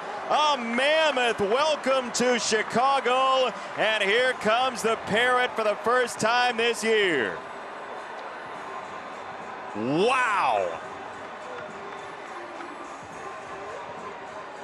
Well, if you wonder if anybody thought that one was going to stay in the park, pretty much the entire Twin team just stood there and didn't even bother watching it. This is a bomb. I mean, it's right there. It appears to be a slider that didn't slide. It's our forward home run replay. And look at Rosario.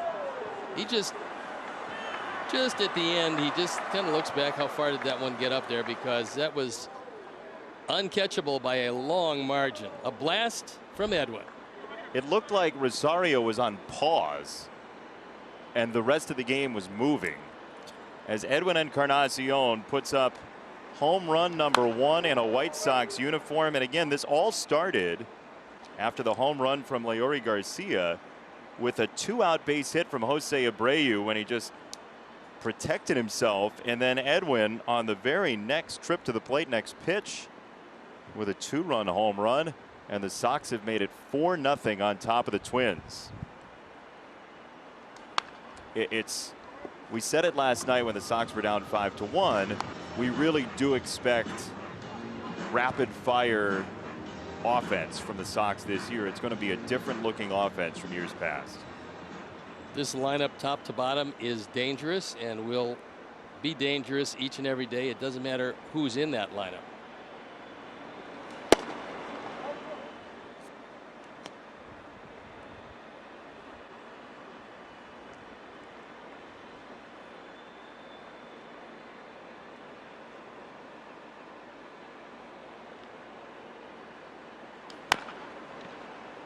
Wide of third and foul. Now it's a matter of keeping the Twins down for 12 more outs in this game to get the Sox a split of the first 2 before our 1:10 start time tomorrow here on NBC Sports Chicago. And the only question, and Ricky Renteria and Dallas Keuchel are going to answer that, is just how many pitches does he have left?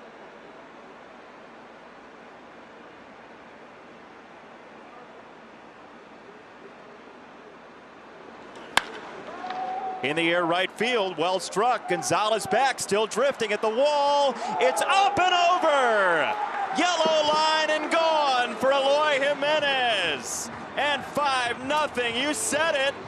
That's the one that I saw, and fortunately Gonzalez ran out of room. Eloy really didn't hit it very well. I mean, this is going to be one of his least exit velocity home runs of the year, but he got it up in the air and got it out. We'll take another look. The forward home run replay. Welcome, Zach Littell. Eloy's not sure. He thinks he got most of it, but didn't really know until it bounded out. The beneficiary this inning, by the way, is Al Coleman, a 39-year-old Sox season ticket holder who gets one of those home run balls sent to him. Guaranteed rate field. That's kind of nice. Absolutely.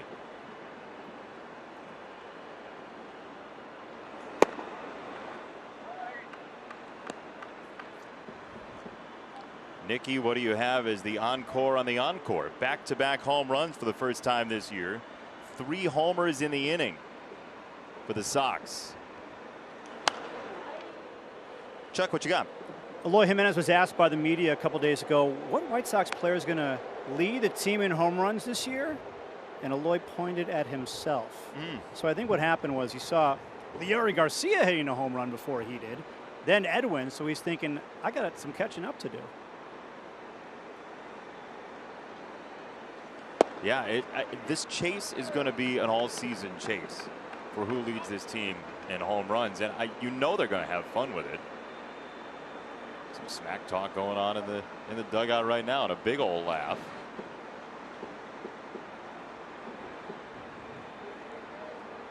2-1 in the air and foul down the left field line.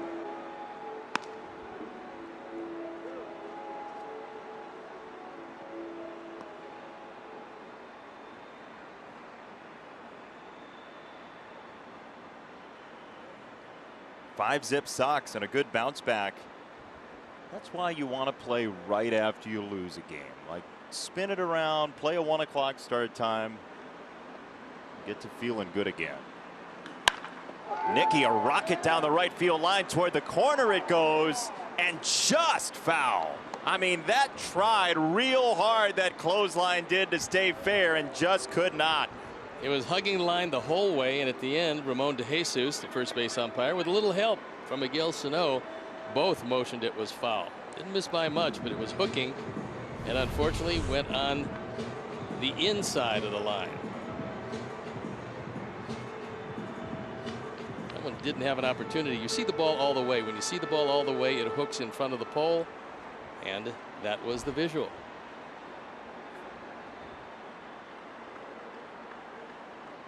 Everybody that normally is in section 108 is screaming at their TVs right now. All the 108 folk. We could have had it. I know. We could have been contenders. They're so excited that next time one of those gets hit, they're going to get mentioned again. There's 108 hanging out. We miss you all. We know you're watching the game together. We know you're tweeting about it. 2-2. On the ground. This one will stay in the ballpark. I feel safe saying. Some other ones did not. You just joined in, you missed Thunder. And we love the Thunder. Leury loved the rain. Edwin way back there to left field. Eloy Jimenez, an extra one. Sox fans, what do you think?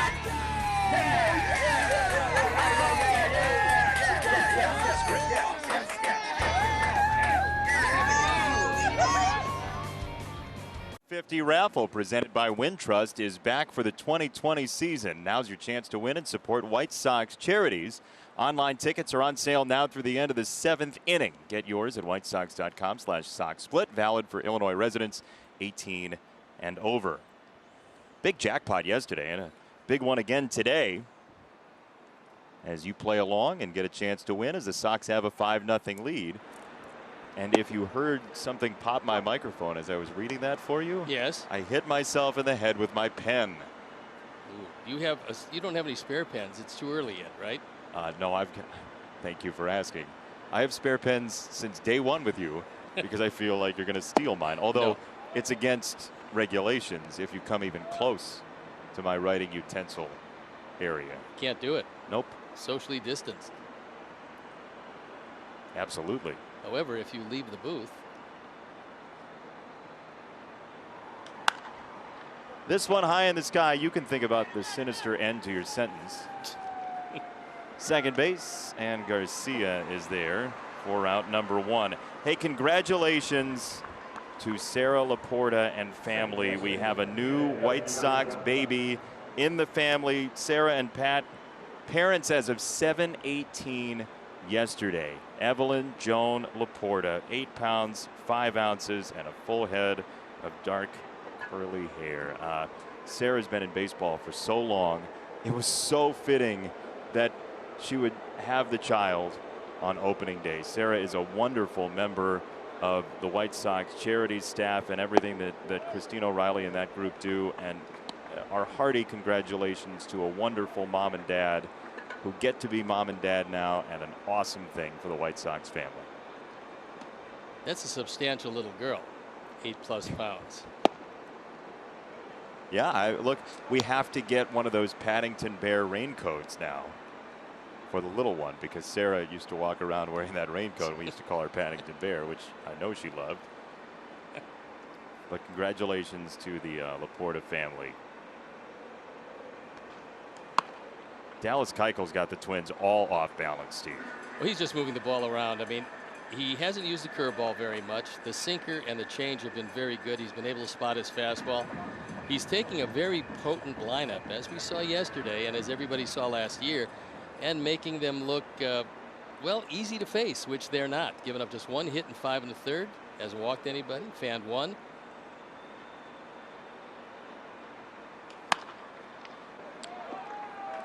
Little Minnesota Fats shot by Adrianze into left field for a 1-out single. Chuck Garfien, what you got? What we're seeing from Dallas Keuchel is nothing new. Ever since summer camp started, he has basically been unhittable. First intra-squad game, he retired all 7 batters he faced. Second intra-squad game, 5 days later, he retired all 11 batters he faced. Against the Cubs, Keuchel faced a minimum 15 batters in 5 innings, allowing only a single to Kyle Schwarber. He got 9 ground ball outs, and then today, just 2 hits through 5 1/3. Not bad. Not bad at all. Pitch number 70 coming here. And it's downstairs for ball 1 to the top of the order. So now 3rd time through, we'll see what sort of mix he gives the Twins. Well, Sox pen is up and going. So at the 70 pitch mark, Ricky Renteria might not want to extend them too far. Depends on how Dallas feels, but he's just 1 ground ball away from a double play, which we've already seen once this afternoon. That was off the bat of Donaldson in the 4th inning. So Steve Cishek starting to loosen up.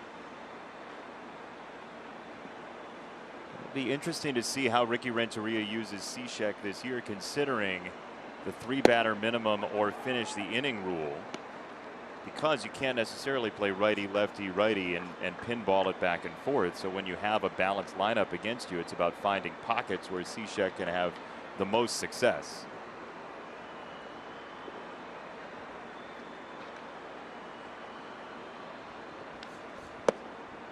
There for a strike on 3-0 to Garver. Looking for the same kind of ground ball that led off the ball game. It was right to Liuri. He threw him out easily, and that would turn into 2.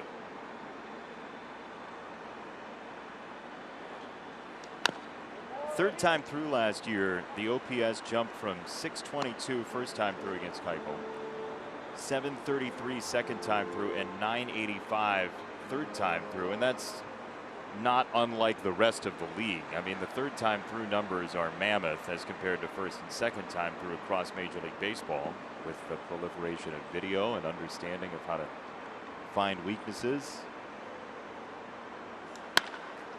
Through the right side, it's a knock.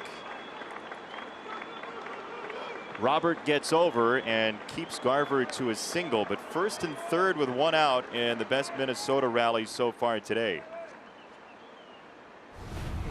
This time the shift doesn't work as Garver foils it. He's able to take the ball to the right side. Sox expecting him to pull Keuchel. It didn't work out that way, and leaving runners at the corners, and here comes Ricky Renteria. So Dallas Keuchel, if this is the end of the line, it would be 5 1/3. It would be 3 hits and 1 strikeout, no walks. Well, Cishek started to come out. He started to come out, but you have to wait because Ricky occasionally. Double back, Steve. No, Ricky occasionally leaves a starting pitcher in. This time he says, nope, I'll take the baseball.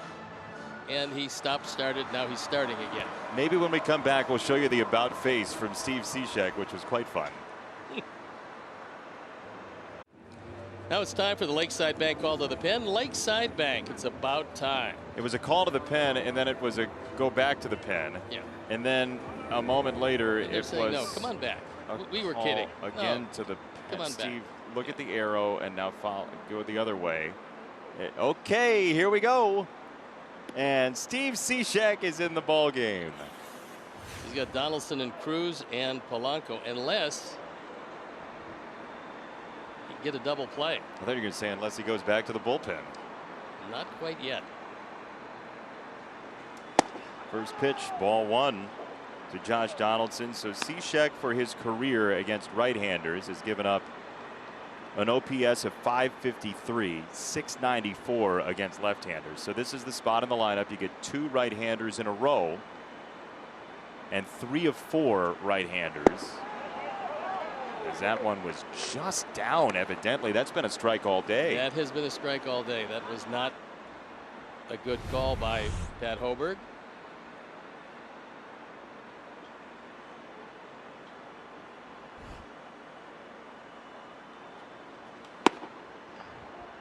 That one's a strike, 2-1.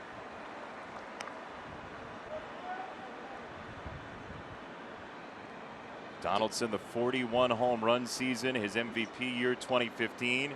He's got Adrianza at third and Garver at first. Big swing and a miss on a fastball elevated, 2-2.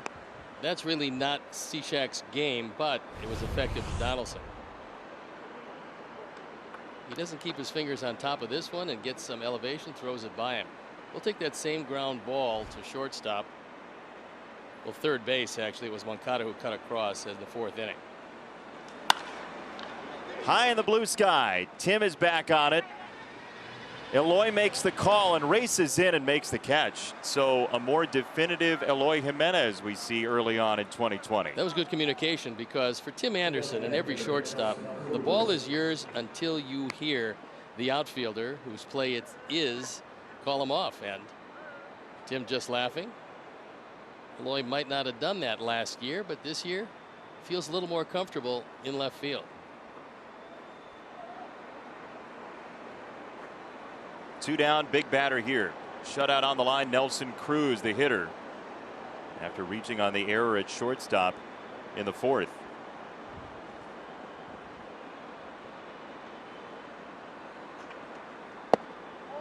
First pitch, strike one, a slider. Well done. Be really nice to end the inning right here. Not have to deal with Polanco, who's in the cleanup spot today and swings a pretty potent bat from the left side.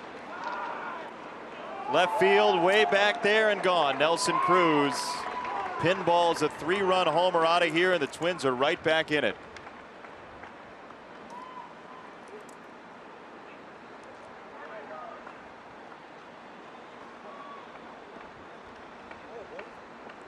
Not much doubt about that line drive. So Cruz, who had a couple of hits last night, no runs batted in, quickly picks up 3. Ford home run replay. At 91, without a lot of sink on it, you can't take too much of the plate. And Cruz knew it was gone when it left the bat. So that lively Twins dugout, which has been loud in the first 14, 15 innings of this series, has a reason to get loud again. And now Polanco buckles on a breaking ball, and it's 1-0.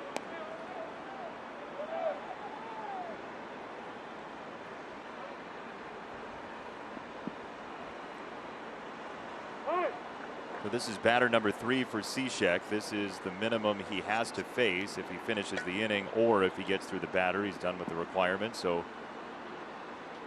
Cishek with 2 outs, the base is clear. Wraps that in for a strike, 1-1.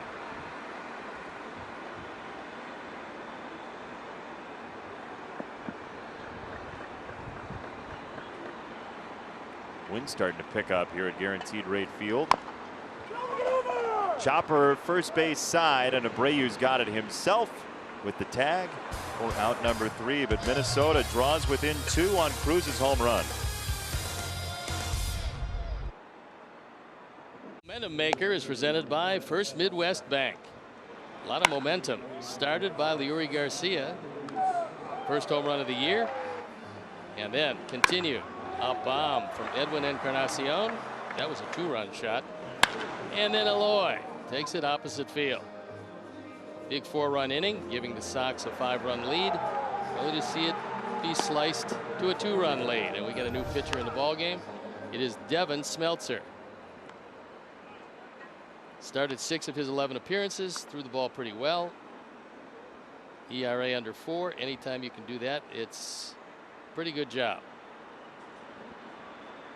Devin Smeltzer plays for the Minnesota Twins, and so you probably don't very much like Devin Smeltzer simply because of the uniform that he wears. But the story of Devin Smeltzer, in order to make it to the major leagues, is a pretty powerful one.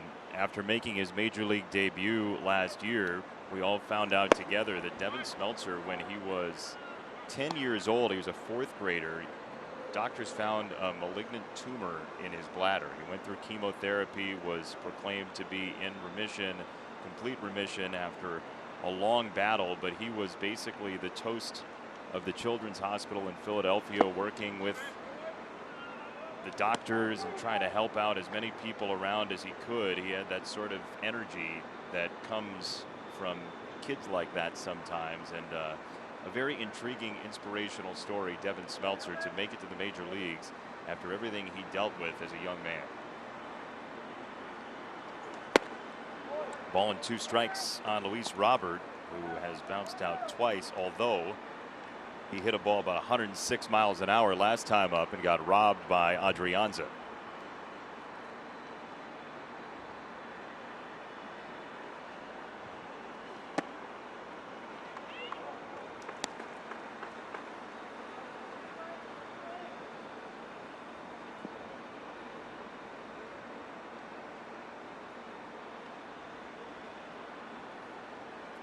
Two and 2. Fouled off right-hand side.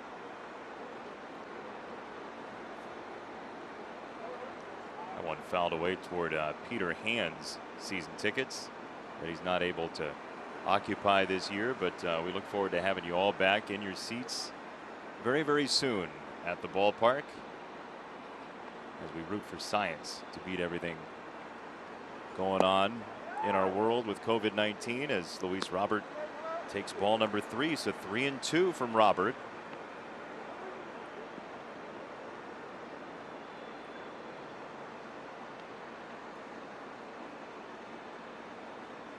He'll see strike 3. That was a changeup upstairs, 1 down.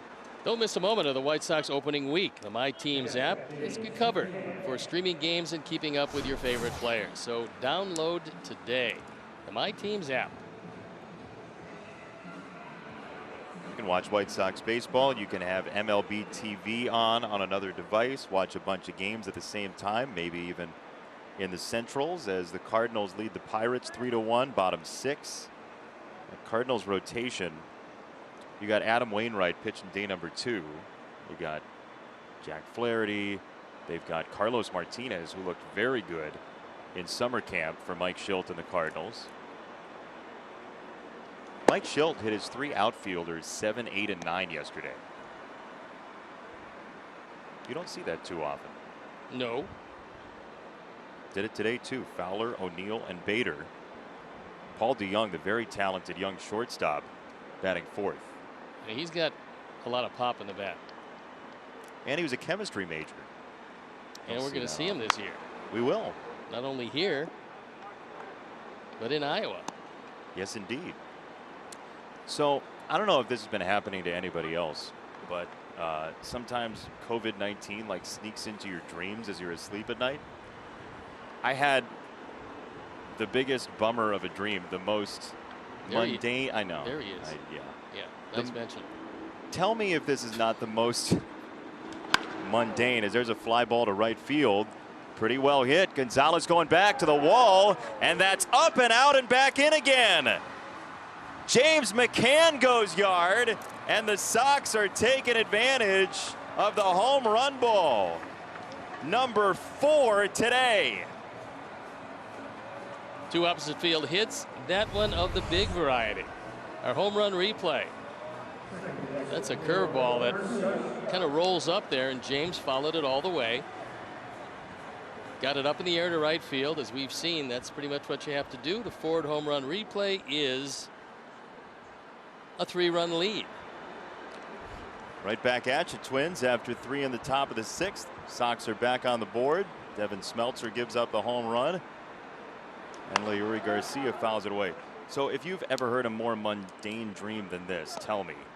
The dream, and this was 2 nights ago, the dream was that I got a phone call that the game in Iowa was moved up a week.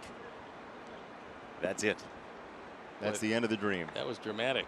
Wouldn't it? Is there any more boring dream that anyone's ever had? But I wouldn't expect anything less. Come on now. Torpedo to left, base hit.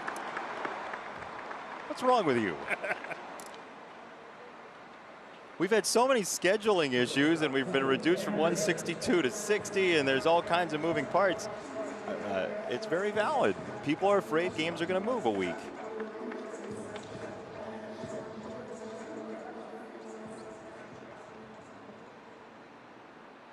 So Leury Garcia with a base knock to left. And here's TA. If you get a chance to add on against this team, it's probably a wise choice to do it, because it's tough to completely shut down their offense. When you got Bummer throwing 2 nights in a row, Colomé in the back end of the bullpen as well was not used yesterday. He's fair to partly rested. Future in meteorology.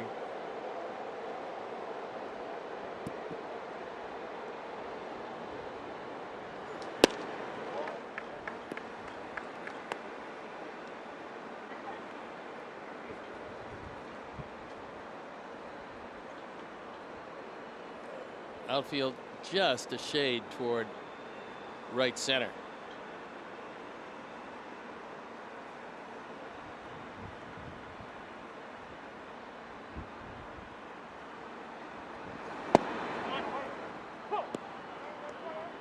Called a strike right on the corner, a fastball, 2-1.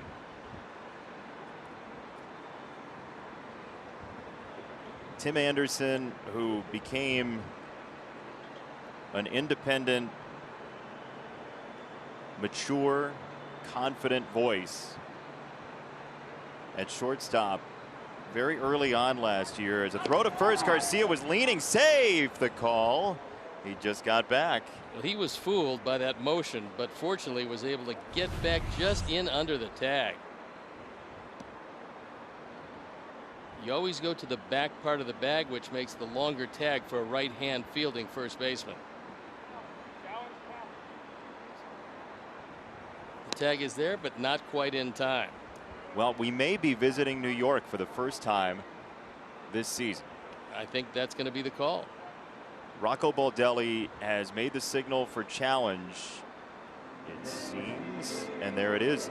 Managers have 20 seconds this year rather than 30 seconds. That was instantaneous. I mean, he felt that that tag was on the shoulder before the hand got to the bag, and we'll wait and see. Also, the replays are going to be shorter as far as resolution is concerned this year. Yeah. And again, Major League Baseball has gotten better and better at finding the right angle in the right ballpark as quickly as possible. This may be definitive. Is there indisputable video evidence to overturn clear and convincing proof to say he was out? And I don't know if you can say that the glove was on the arm there based on that angle. What do you think?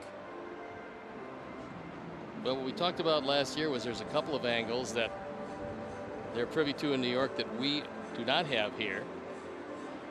One way or the other, it's pretty close. It's certainly worth a challenge at this point.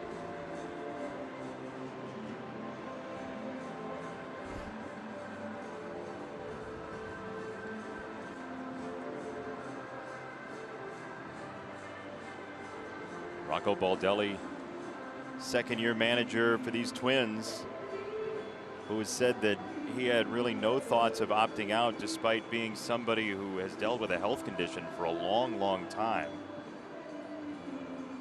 Mitochondrial channelopathy is what Rocco Baldelli deals with, which basically leads to a lot of muscle fatigue.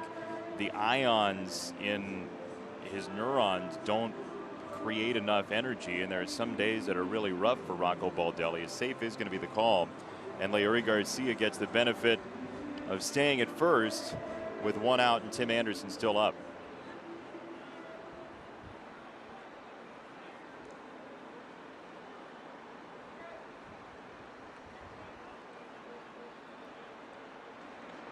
6-3 Sox. 4 home runs. Edwin, Eloy, James, Leuri.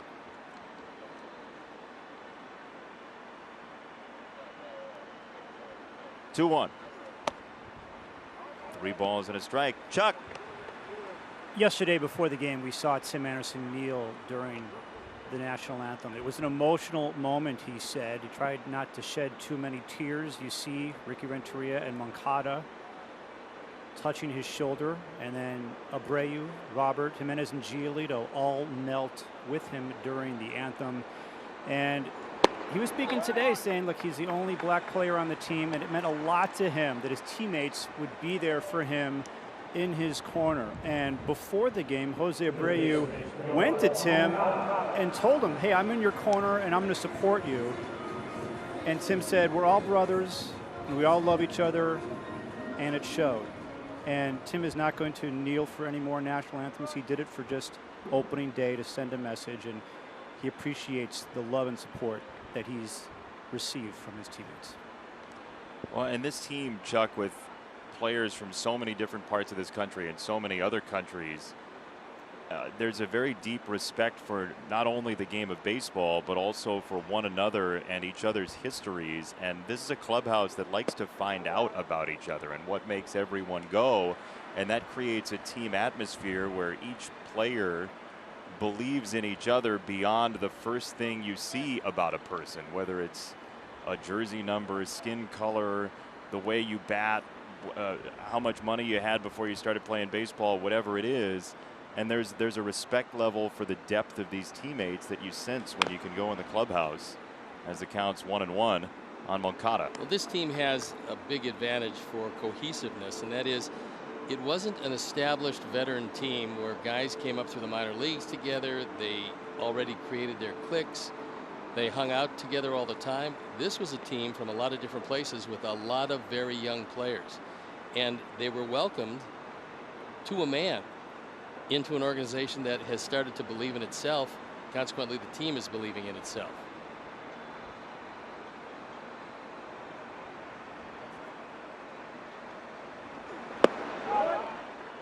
Two balls and a strike on Moncada.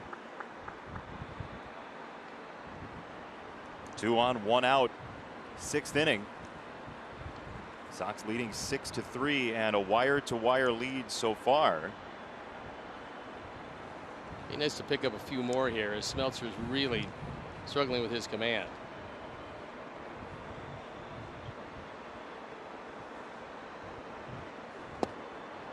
Might have been the best pitch he's thrown. Good slider, 2-2. That was in a great spot, and it identified as a strike until the very last moment.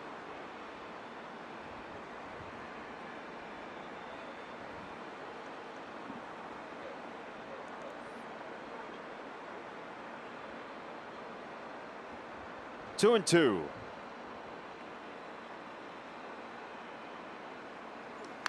Got a piece fouled away of a changeup right near the corner.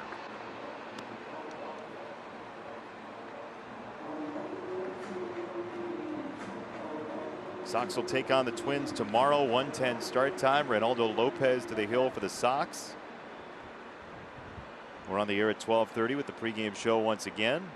First pitch 1:10 from Guaranteed Rate Field, and then a road trip to Cleveland for 3.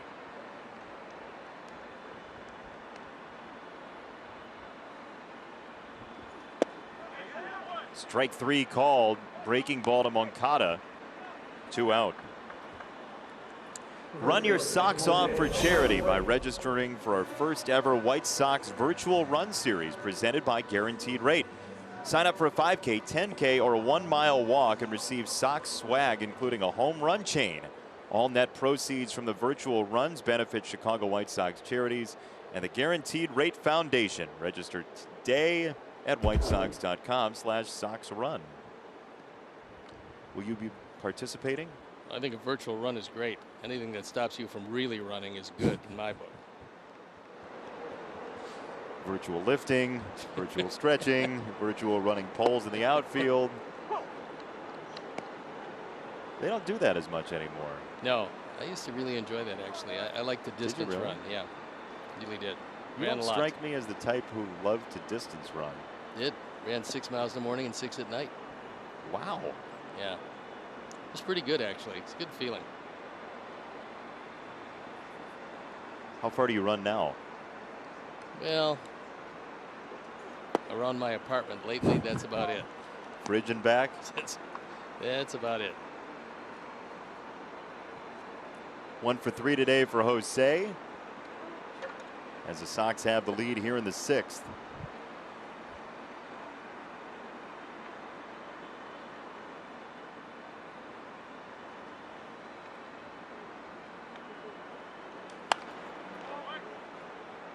T-Mobile is your ticket to the game. Now through August 3rd, customers can score free MLB TV at T-Mobile.com/MLB.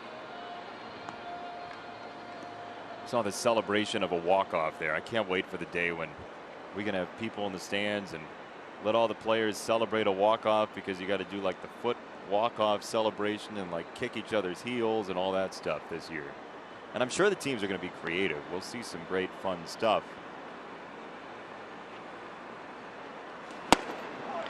Busted him upstairs with a fastball, and the inning is over. Sox get a home run from McCann at 6-3.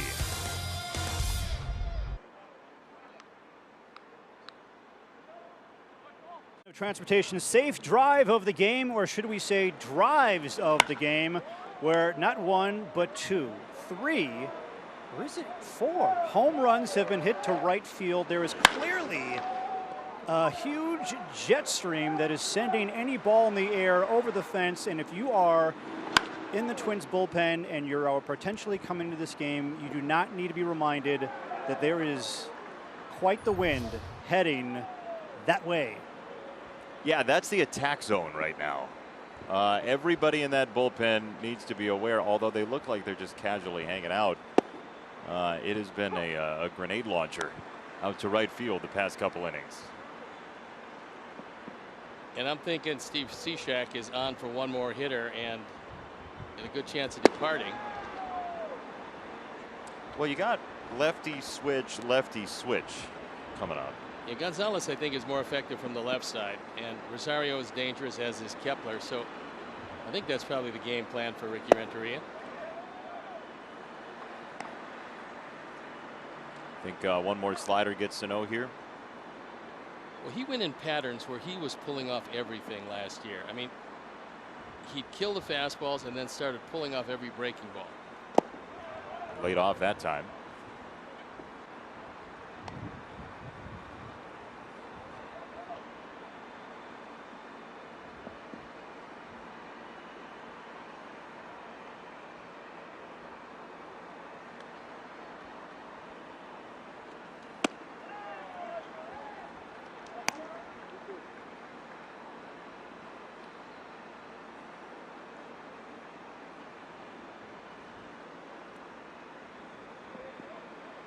Leadoff man, 7th inning. 3 balls, 2 strikes on Sano, one of the big power hitters in baseball. And this to third. Moncada spears it beautifully, and Jose is there for the catch. That is a nasty ball to handle, and Moncada did it really gracefully. Big exit velocity and a sinking line drive and a short hop to Moncada. He's got a smile on his face. This is not an easy play. It's a hanging slider. Sano rips it. And just like that, it's in the glove, and then Yohan has plenty of time to get it across, and that is going to be it for Cishek, who's going to depart this game. Well, he went 1 full inning, gave up the home run, and leaves with a 6-3 advantage. Sox going to the bullpen further. Aaron Bummer coming in next.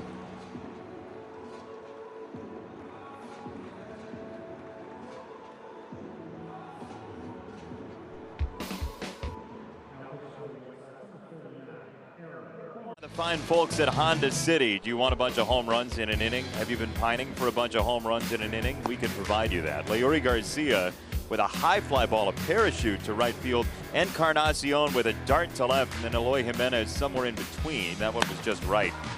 Minnesota got on the board with a 3-run home run in the top of the 6th for Nelson Cruz, and that leaves us with a 6-3 score because James McCann wrestled one up and out to the staircase in right, and a 6-3 advantage for the Sox at this moment. with Aaron Bummer out of the bullpen. Time for our Lakeside Bank call to the pen. Was not an auspicious debut for Aaron Bummer, but he's going to be a very, very valuable member of the bullpen this year.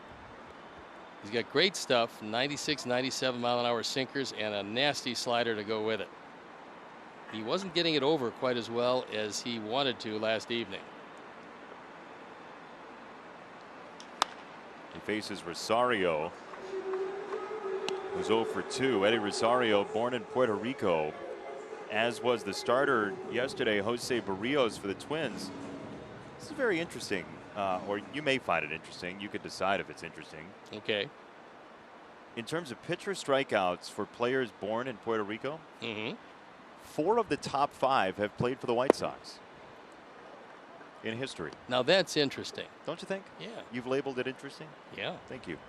The 4 of the 5 are Javier Vazquez, Jamie Navarro, Roberto Hernandez, and Juan Pizarro. Right side of the infield, Abreu, 2 gone. Hit movies, current shows, exclusive originals, timely Steve updates. would say. Watch for more. Upgrade for more. PeacockTV.com. I'm so sorry. I thought we were playing Pyramid. We were listing off a bunch of clues. Is that it? I thought it was things Steve would say. I'm so sorry. Hit movies, current shows. Oh, that sounds like Peacock TV to me. Yeah. Watch for free. Timely updates as well, like you just provided. Timely or good.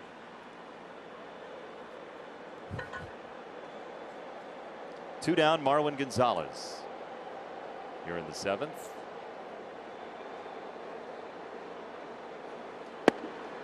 Bummer misses inside, ball 1 to Gonzalez, who's flied out twice, once to right, once to center. And Dallas Keuchel today, Steve, ended up giving up a couple of earned runs, inherited runners that scored. Your thoughts on what he did today? I thought if he stays right there, he's going to have a huge year. Doesn't get much tougher than the lineup that he faced today. And he just completely stifled them pretty much the entire performance. He left with a couple of men on. They both scored. But other than that, I mean, through 5, he was brilliant. Just giving up 1 hit. Then the base hit by Adrianza and Garver. Then he departs. But as he gets to stretch out his performances longer, he's going to make it a lot easier for the bullpen. Because he's a guy that's going to go deep a lot. You know, it's so interesting. You think about pitchers starting to settle in, and it sometimes takes guys a couple of starts. You go 4 starts, that's a 30-year season. It's pretty amazing when you think about how accelerated everything across the board is. Ball 4. Bummer walks Gonzalez. I want to know, if you were a manager, how would you treat the psychology of this season differently? How would you approach this season? I would play each and every game like a playoff game. I would, and I think Ricky did it after last night's loss. Sure, it was disappointing, but you could see it in the pregame as he went and bumped elbows with everybody in the dugout, encouraging them, look, it's a new day. You got to put yesterday behind you. Nobody really cares if 1 loss is 2.7 losses. It's just it happened yesterday. All we have is today. Let's come back and get them. We find ourselves tied with the Twins, and McCann goes out there because Aaron Bummer has had problems 2 days in a row with command. His stuff is so good. 2 years ago, we saw this kind of Aaron Bummer. Last year, we saw a guy that had supreme confidence and threw everything over the plate. So it's just a question of, in a truncated season where you started, you stopped for a long time, then you started again. Sometimes it's pretty difficult to get that natural rhythm that a pitcher needs. And right now, Aaron doesn't have it. The stuff is still there. The stuff plays. But location has been problematic. Kepler got caught in the middle, 1 ball, 1 strike. But I think you have to impress upon the players that you can't take anything for granted. You can't take an at-bat off. You can't take an inning off. You can't lose your concentration 1 bit, because each and every day is magnified. Everything you do is magnified to a greater degree because of the sprint aspect of this season. And now, with 16 teams making the playoffs, all you have to do is get to the dance. If you can get there, you got a chance to win the World Series. That pretty much is evident for each and every team. And again, you can't take anything for granted. You can't coast. So how do you manage that along with the stress that that invariably will create? Like every pitch matters is not something baseball people grow up thinking when it's going bad. I think it's something that Ricky and his staff have to reinforce on a daily basis. Get this out. Get this base hit. Add on to this run. Yeah, that was another one that's been called most of the day, was not called that time. So Kepler gets another life. This is an unhittable slider. You take a look at the knees of Kepler. He started, look at the knees. They buckle. He's starting to move away. And this ball catches most of the plate. It was just down. Well, figured it out anyway. Strike 3 and farewell to the top of the 7th inning. Again, we ask you to sing Take Me Out to the Ball Game at Home. We'll hear from some of you next after that punch out. Take me out to the ball game. Take me out to the crowd. Buy me some peanuts and Cracker Jack.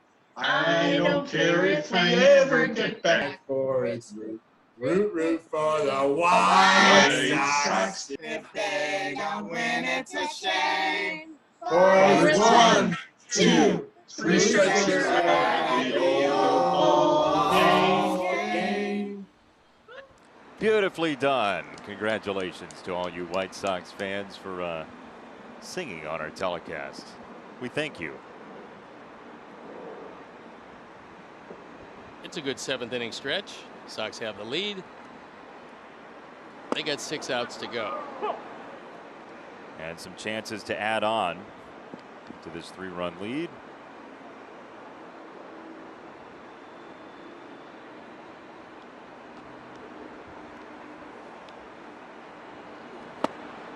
He wanted it. High slider, and he just couldn't find it.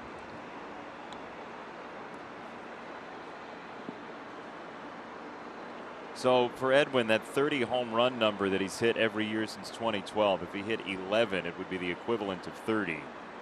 He's got 1 today as he gets lit up on strike 3 on the inside corner. It is our, well, you do this. Okay, time now for the Grandview Homes home run of the game. Grandview buys homes as is. It's a bomb. Rosario just at the very last moment just peeked back to see how far it went, but he did move a muscle when it left the bat. That is, I mean, as a pitcher, you wanted your fielders, I assume, you wanted your fielders to move a little bit to try to sell it. Is that right, or did you not care? No, it didn't matter. Once, and if you're a pitcher, that sound is indelibly imprinted on your brain. As soon as you hear the sound, you don't have to look. You do, you want to see how far you threw it, but you know it's going to be gone. So it doesn't matter what the outfielders do. It's just one of those things. And this is dust in the wind, by the way, all we are. I preferred, by the way, that the home run go way back. Really? Yeah, I mean, if you're going to give them up really long. It counts the same amount. You want like the Ted Williams, yeah, the red seat. I don't like the wall scrapers. That was aggravating. I like that you were calmed down by your pitch being so bad that he hit it so good that there was no chance for anybody. Yeah, sometimes you just, you get to the point where this at bat, the guy was better than you. There are our Sox fans enjoying the ball game in cardboard cutout form. We thank you for joining us and your donations to White Sox charities. I'm sure you're picking yourselves out from the crowd there. The faces in the crowd, as they used to say in a venerable sports magazine.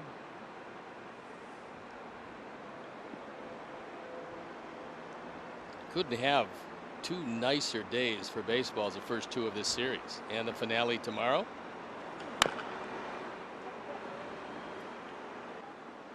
Nick Capra looking to the crowd to see if he can throw him a souvenir, but nope.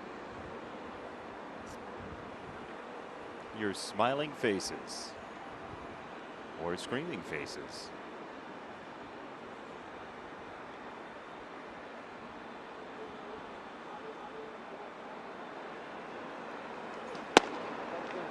Called strike 3. Eloy didn't like it. That ball was right on the borderline. And 2 down in the 7th.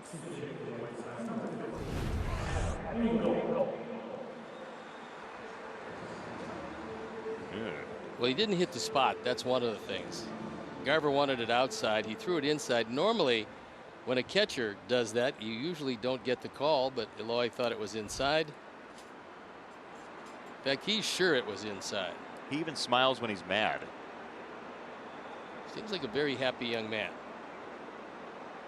Adam Engel grabs a bat for the first time this year, and he takes ball 1. Adam batting for Nicky Delmonico, and the Sox, we may see this some this year in terms of outfield defense improvement with a lead. Ricky Renteria using that bench for the great defense of Adam Engel. And he gets the righty-lefty proposition here as well. So Nicky finishes 0 for 2 with a walk and a strikeout.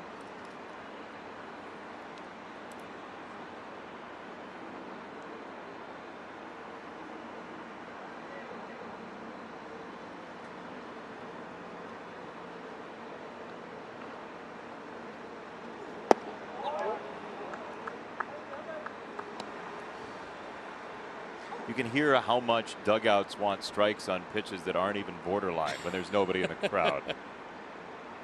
Dugouts complain more about the strike zone than we ever thought.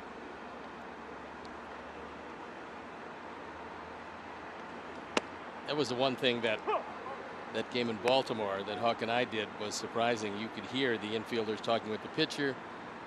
It was just so different at the time, something that I never believed I would ever see again. And here we are, 2020, and it's exactly like the game in Baltimore. Let's not make plans to do it a whole lot more. Ooh. Ground ball foul of third. Get ready to enjoy the best the White Sox have to offer at Guaranteed Rate Field in 2021.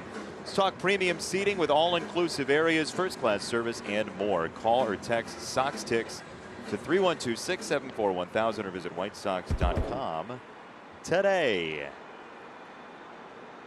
Here you see the expanse of seats where you can be at Guaranteed Rate Field, and in all hopes that we can have you here next year in full as Adam Engel slices a ball to left field for a 2-out single. He hit that ball very hard. So getting his first opportunity of the year, making the most of it. It's a slider, and he goes out and gets it.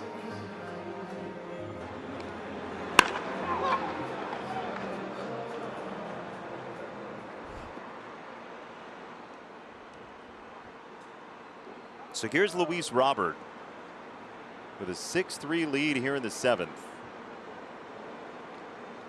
Randy Dobnak threw 4 innings for the Twins. Zach Littell 1 inning. Devin Smeltzer out of the bullpen now. Ball 1. Luis Robert wearing number 88. Not many people have worn number 88 in Major League history, and the first Sox player to wear number 88, as Jose Abreu was with number 79. Eloy Jimenez with number 74. Third base side, kicking around and into short left field. Adam peels away, going for third, and he will get there standing up. So the Sox have magnificent speed on with first and third and 2 down.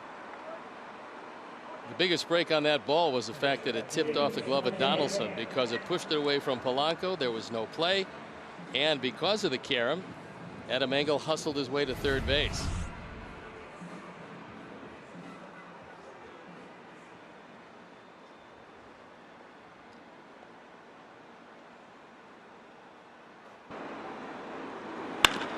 And you watch him, he sees the ball trickle away and realizing that they're not going to be able to get him. So now, short pass ball, wild pitch, scores a much needed run. Yeah, 7-3, 8-3 feels a lot better than 6-3. This is going to shock you, but 9-3 would feel even better, and then 10-3 better than that. That would be good. Yeah. Again, not the team that you want to rest on your laurels versus the Twins are a very dangerous ball club.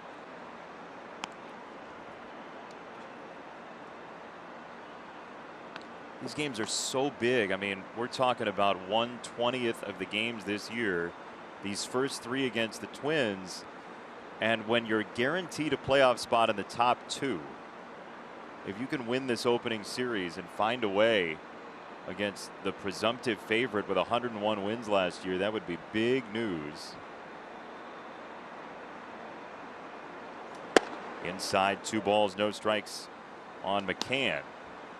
I mean, there's a chance that the Twins in the end will be the toughest team the Sox face this year. Well, I think there's no doubt about it. I think they will be. But what you did last year has no bearing on what's going to happen, because a couple of things that are completely out of your, well, not comfort zone exactly, but it's out of your control. And that is, you just never know, number one, who's going to get injured. You get a key player or 2 injured now, and it's magnified with the short season. Also, testing positive. Get a couple of key guys doing that, and anything that happens after that, you never know. Base hit to left field. James McCann, a mammoth day in his 2020 debut, and the Sox do add on. It's 7-3. 3 big hits for James McCann. He's driven in a pair. Adam Engel's first hit of the year and his first at bat of the year winds up denting the plate. And James, who used right field the first couple of times, uses left field this time. High leg kick, getting him some hang time, and drives the ball to left field. Well, he's picking up today exactly where he left off last year. I mean, it was such a remarkable season. He handles pitchers so very well. The Sox catching core is among the best in baseball.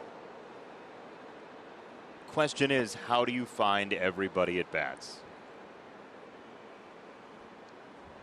Well, it's a nice dilemma to have for Ricky Renteria, because he's got a lot of guys who can get it done offensively. Oh, that ball is absolutely rocked to left field. Down the line. Gone. Way gone. A 2-bomb afternoon for Leury Garcia. And 10 up for the Sox this Saturday. We are not worthy. Isn't that where you stopped your count? Where 7-3 was good, 8-3 would be better, 9-3, and then 10-3, and you stopped it there, and that's exactly where Leury stopped it there. So a home run from the left side, a home run from the right side. Our home run replay brought to you by Ford. Leury, who didn't get all of it from the left side, got every bit of it from the right side.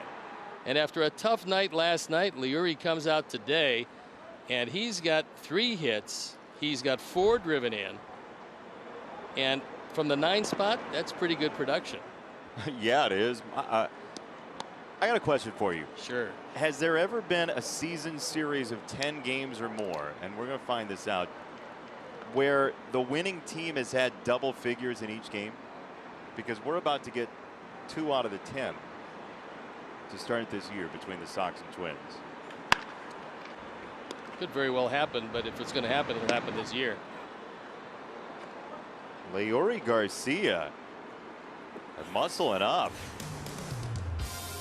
Big old smile. A-OK from 28. He's loving it. Sox up big.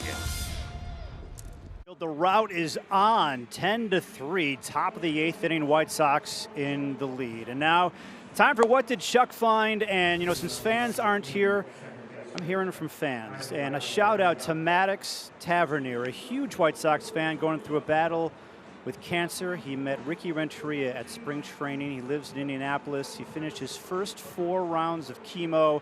And his dad, when he got home, got him his own Eloy Jimenez jersey. He's watching the game today from home. Maddox, we're thinking of you. We're sending our best. And hope that White Sox baseball is lifting your spirits. Looking forward to you coming back to the park and watching your favorite team in person in the future. Keep it going. Do not give up. Every day, keep fighting, keep battling. Evan Marshall comes into this one. Got a comfortable lead. Top of the 8th inning. 6 outs to get. And 2 games and 2 Evan Marshalls. 2 Aaron Bummers. Marshall with 2/3 of an inning in last night's game. A hit, a walk, and a strikeout. Well, Sox do have an off day after the first 6. So even if you see guys throwing 2 and 2 or twice in 3 days, whatever it might be, you can sort of restack the bullpen with that off day coming up as well. Not to mention a lot of teams are carrying 15, 16 pitchers. Yeah. So you got 5 starters, you got 10 or 11 depending on your configuration of your roster, at least for the first 2 weeks. Then it drops down to 28.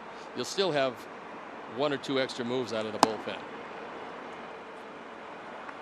You know, the Twins are doing something interesting with their roster, and we talked about the possibility of this with some teams, but the Twins, as Matt Whistler gets loose, the Twins are carrying Aaron Whitefield, who is a 23-year-old outfielder who has never played above Double-A, and he's only played 31 games in Double-A ever.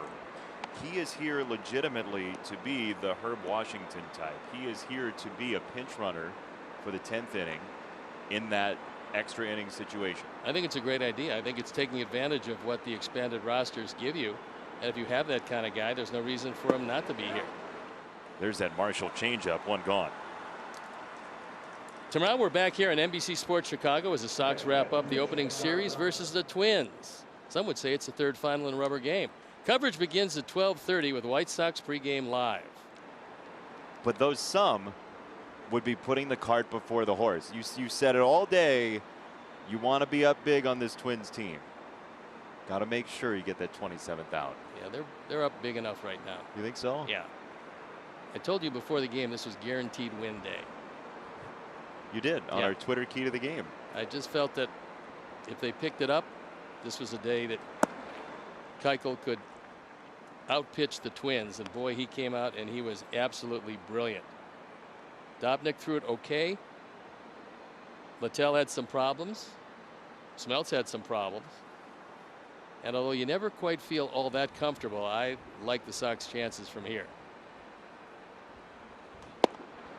Mitch Garver takes a strike. Garver, the strikeout victim of Cody Hoyer's first strikeout in his major league debut yesterday.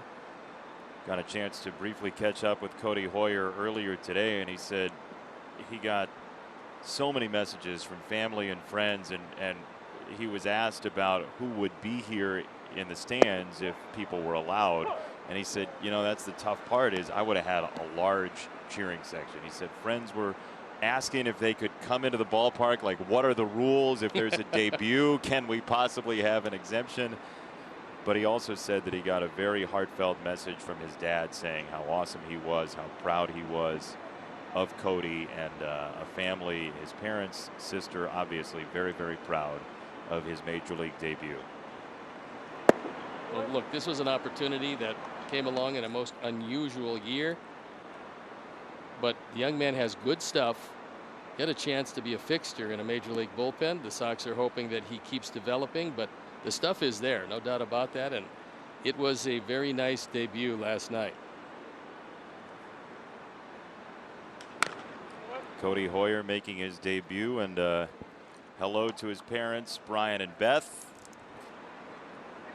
to his sister as well, Callie, and the Hoyer family very proud of Cody.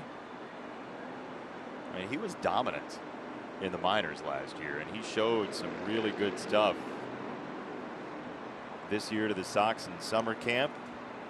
Made the opening 30-man roster. It's fouled away, still 2-2 on Garver.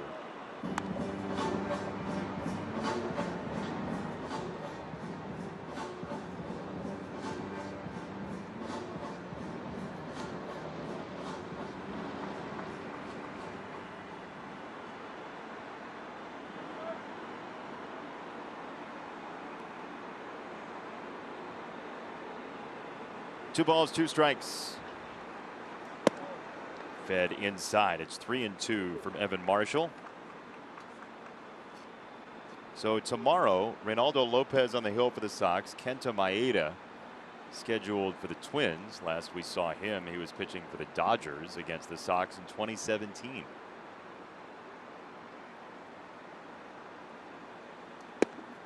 Inside, he lost him, ball 4. Introducing Quick Pick. MLB Rally's new predictive game that offers fans the opportunity to pick outcomes and compete for cash prizes. Make your predictions count. Play Quick Pick. No purchase necessary. 21 plus to compete. Restrictions apply. See official rules and enter at MLB.com/quickpick. And if you're friends with Steve Stone, just text him before certain at bats and maybe he'll give you his premonitions. Crystal ball. Show me the things I need to know.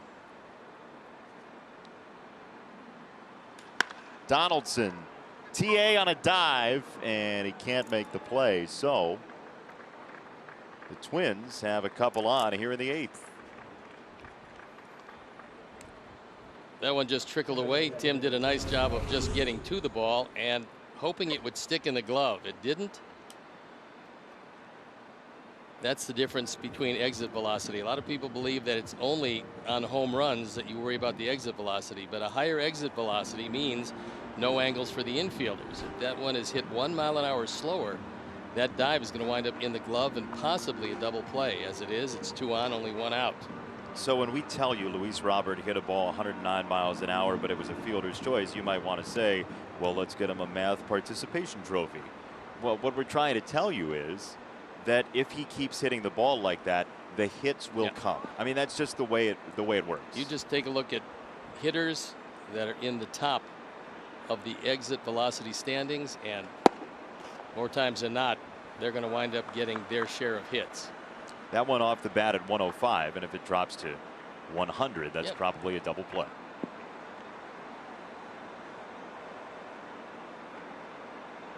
Favorite promos coming up next, you know. Ooh. Yeah, fun rewards. They're so fun. And safety driven. Your promo of the promos is really award winning. You of all people could use some access to fraud specialists. Yes, to sit between us in the booth. Marquette Bank thinks you should get more fun from your bank. Marquette Bank's Fun Rewards app gives you discounts on shopping, travel, and restaurants. Fun rewards include roadside assistance, cell phone protection, and the aforementioned unlimited access to fraud specialists. Certain restrictions apply.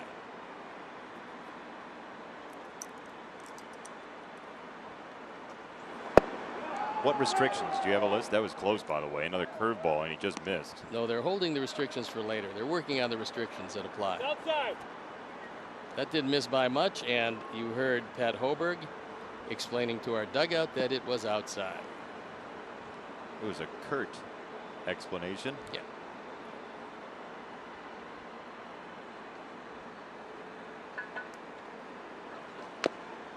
Tipped foul. Still 1-2.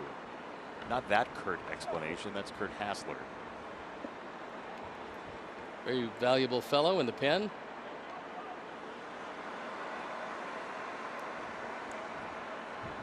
I'm going to miss one of the things I'm going to miss this year. I sit behind Kurt Hassler on the team bus, and the topics we cover going from ballpark to airport or hotel or whatever it might be, it's all over the place. I get TV recommendations. I get music recommendations. There's strike 3. Marshall for out number 2. He just went to the fastball. I think this surprised Cruz. He was looking anything but. When you see him tardy on a fastball, you knew that he was thinking something else.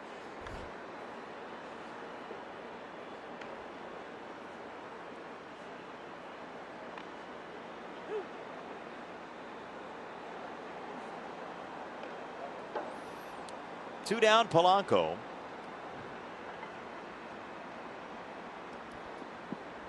Four outs to get in the opening win. Hopefully on the horizon for the Sox.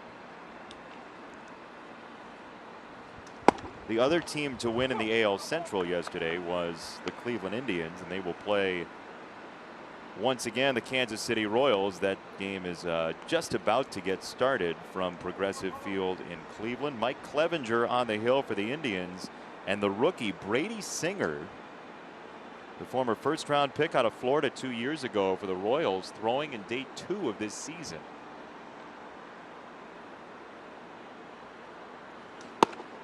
Other news, by the way, Carson Fulmer was claimed by the Detroit Tigers, so we say farewell to one of the really good guys who never figured it out here in Chicago, but Carson Fulmer is a really, really great young man, and we hope the best for him. I'll hope he finds whatever he was missing, and maybe they got somebody there that can turn on a switch, because you're drafted 8th pick in the country, 1st round. After the kind of year that he had at Vanderbilt, you got a lot of talent. He just could not find it here. Maybe he'll find it there.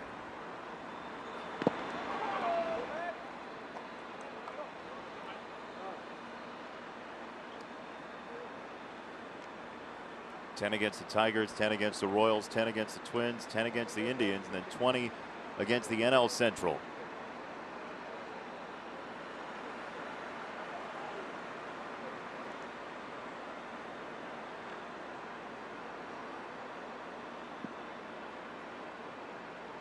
One ball, 2 strikes on Jorge Polanco, who was 2 for 5 yesterday.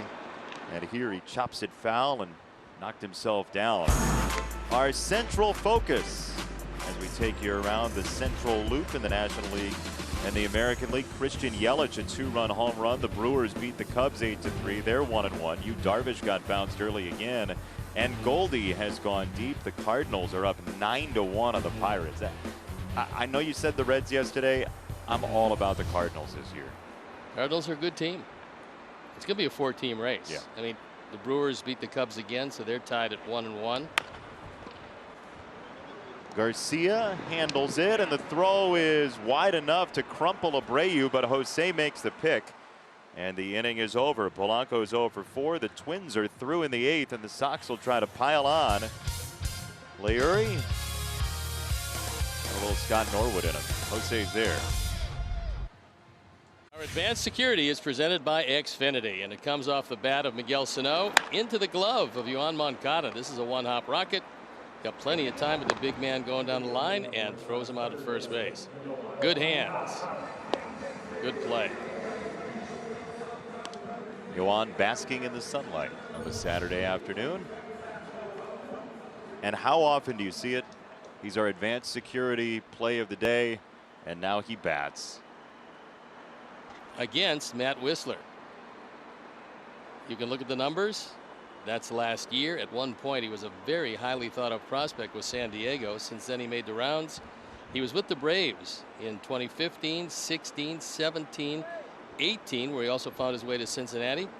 Back to San Diego and Seattle last year, so now he is making the rounds.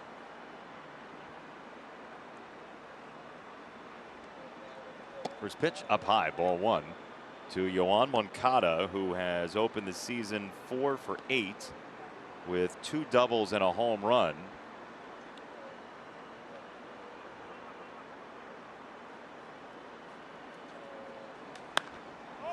Popped up. Pitchers never are allowed to make catches, and so there is out number 1. Layla and Ozzie, what you got?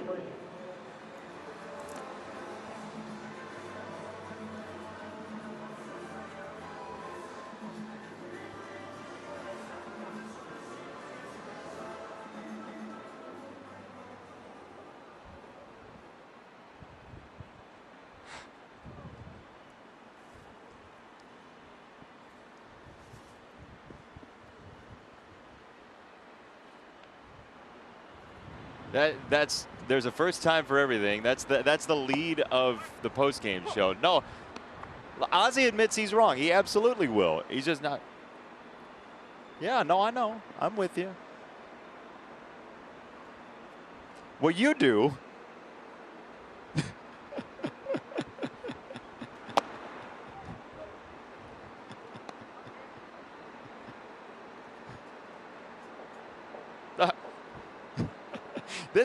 This took a turn south real fast. This is a very bad turn. You're wrong, Ozzie. People do say that you are right, but they quickly add that you're going to be wrong very soon. So that's it.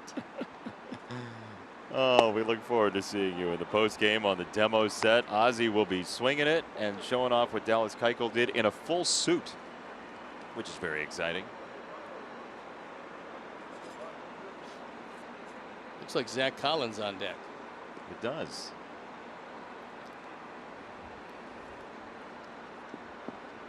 Zach will get to swing it after hitting a home run late in the intra-squad season. 1-2 coming. Into center, base hit. 2 for 5 for Jose Abreu. Sox fans, for a limited time, you can celebrate life's special moments with a personalized message and image displayed on the iconic center field video board at Guaranteed Rate Field. Perfect for birthdays, anniversaries, and more. Visit whitesox.com/scoreboard to get your message. And we look forward to seeing the day when you can be here in beyond cardboard cutout form at Guaranteed Rate Field, as Zach Collins, who made his major league debut last year, gets to swing it in the regular season for the first time in 2020.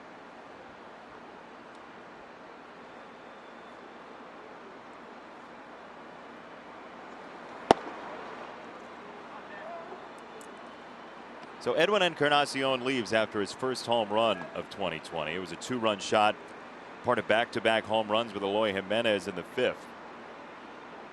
There's Edwin, very soft-spoken.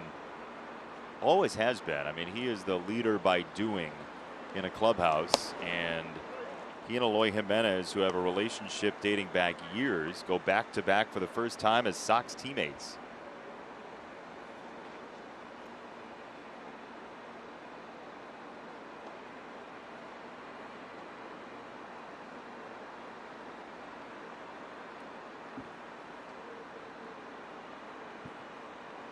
Here's an exciting note from those watching on MLB TV. When we're talking to Ozzie and Layla in the studio on MLB TV. They can't hear it. Yeah, they can't hear. Ozzie never sound better. No.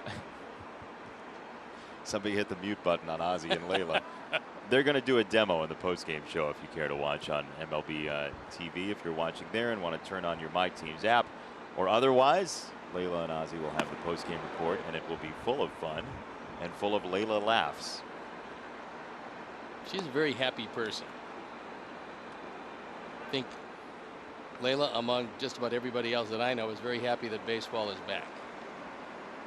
Oh, yeah. Baseball is back, and the White Sox have a team that will give you a lot of excitement on a daily basis.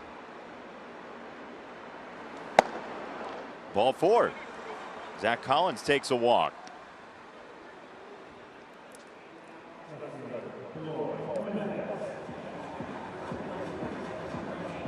Yeah, Layla laughed all the way through Memento. I mean, she'll laugh at anything.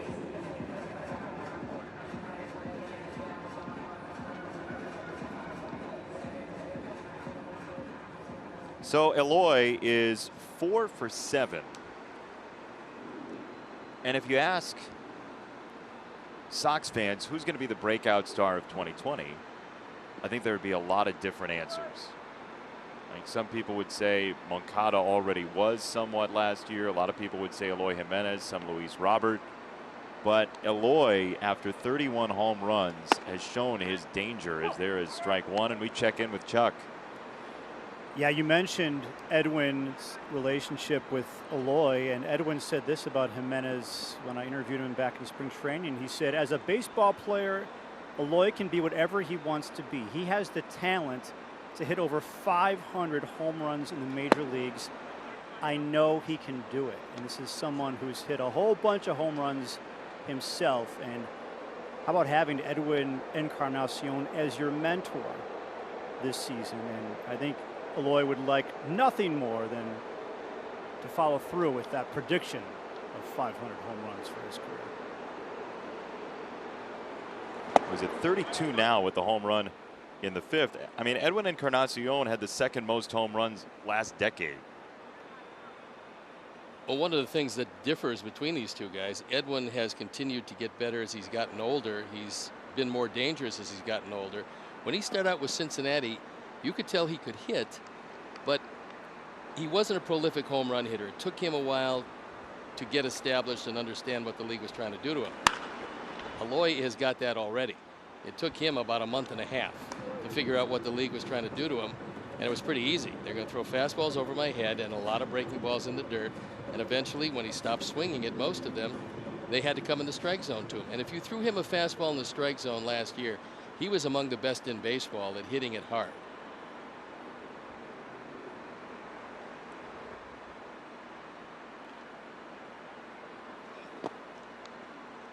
in the dirt, 2 balls, 2 strikes. And you said a month and a half, and had he not gotten hurt, it probably would have happened faster. He had more at bats, which is what you were looking for anyway. But that has plagued him in the early going. Like a lot of young players, they come in trying to get used to professional baseball, where you're playing every day and going out there every day and not getting much of a rest. A lot of these young guys do get hurt early, and then it passes.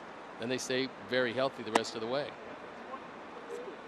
Remember Bryce Harper, when he first went up with the Nationals, ran directly into the Dodger Stadium right field wall, and he said, I'm going to keep being me. I'm going to keep doing what I do. And then he's learned over the course of time that he can be him without that extra added level of reckless. Adam Eaton, pretty much the same kind of player. He kept running into walls and diving and doing things until I think the Nationals have pretty much said, look, we really appreciate you having on the field. Being on the field, we would like you to stay there. Well, it was when he got hurt, I would imagine, when he took that awkward step over at first base and lost most of a year from it.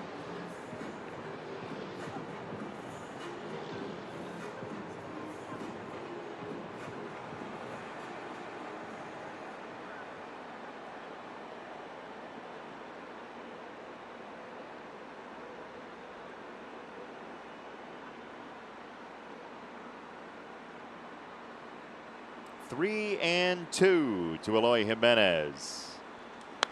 Oh, he reached out and got a piece of a slider. That was a good piece of hitting, because that ball was low, away, out of the zone, and he was able to continue the at-bat. Perfect pitch. Just got enough of it to continue swinging it. How much does a good piece of hitting run you nowadays on the open market? Depends on the swing. They charge you by the swing. Can you get a full hitting, or does it just come by the piece? Just by the piece. Yeah. So it's not like pizza in that way. Not Good yet. to know. Not yet. 3 and 2. He struck him out on a slider that was further out of the zone, and 2 gone. Let's take a look at our upcoming schedule presented by Volkswagen. And it's the Twins tomorrow for the finale. And then it's on the road to the Indians and the Royals. So there's the next 7 games. Mostly played at night, except for the 2 day games. Tomorrow afternoon against the Twins, and the finale of the Royal Series. It's bound to be about 1,000,000 degrees in Kansas City. It's usually pretty hot there. But fortunately, it's very humid. There were some really uncomfortable days in that ballpark. Oh, on the turf, I can only imagine. Ooh. Yeah, that wasn't good. St. Louis and Kansas City both playing on that artificial surface in that heat and humidity. Field temperature in St. Louis one time of 135 that we played a game there. Yeah, when Dante announces himself as the PA announcer. It was really tough.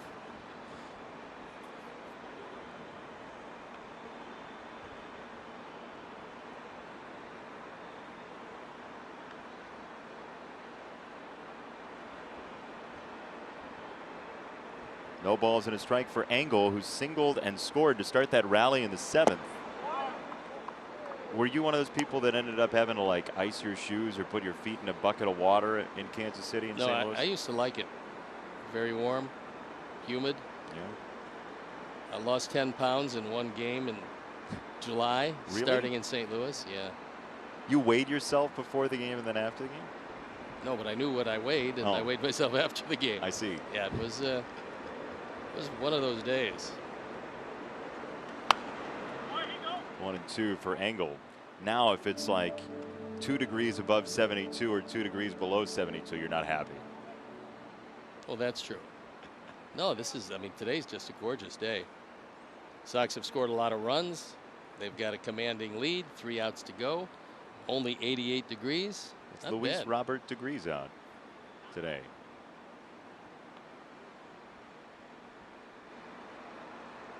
One, 2. Strike 3. Sox need 3 outs, up 10-3. Win number 1 maybe on the horizon when we come back.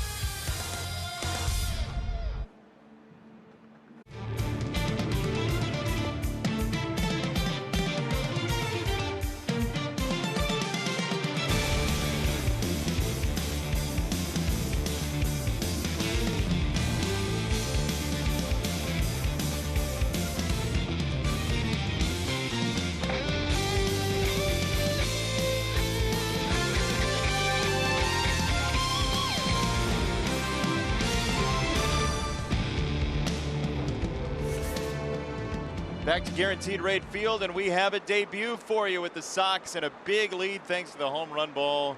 First time ever on a major league mound for this young man. Jimmy Lambert comes into the game, as you can see in Double-A last year. 11 starts in 11 games. ERA of 4.5, and he threw the ball pretty well in inter-squad games, so he's getting an opportunity with the expanded rosters. After securing a spot in the bullpen, here he is in a game, trying to wrap it up. From the San Gabriel Valley, off of Tommy John surgery in June last year, Jimmy Lambert makes his major league debut for the White Sox on July 25th, 2020, before he ever makes his way to AAA Charlotte. And looking for that very first strikeout. The first batter he faces, he'll always remember, it is Miguel Sano.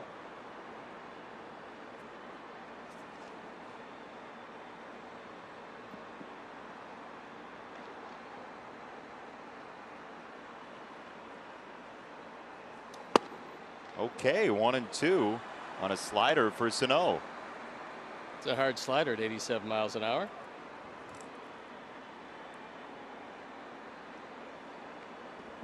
Sano sizes him up. Jimmy Lambert on 1 ball and 2 strikes. He struck him out. Keep that baseball. He echoed the slider, and Jimmy Lambert gets strikeout number 1. Something that'll be up on his mantle if he still has one of those. Good breaking ball down, and Sano is no match for it. Congratulations, out number 1 and your first strikeout, all wrapped into one tidy package. Well, that is not a very sheepish lion out there on the mound. He came right at Sano with a couple of sliders, and 1 gone.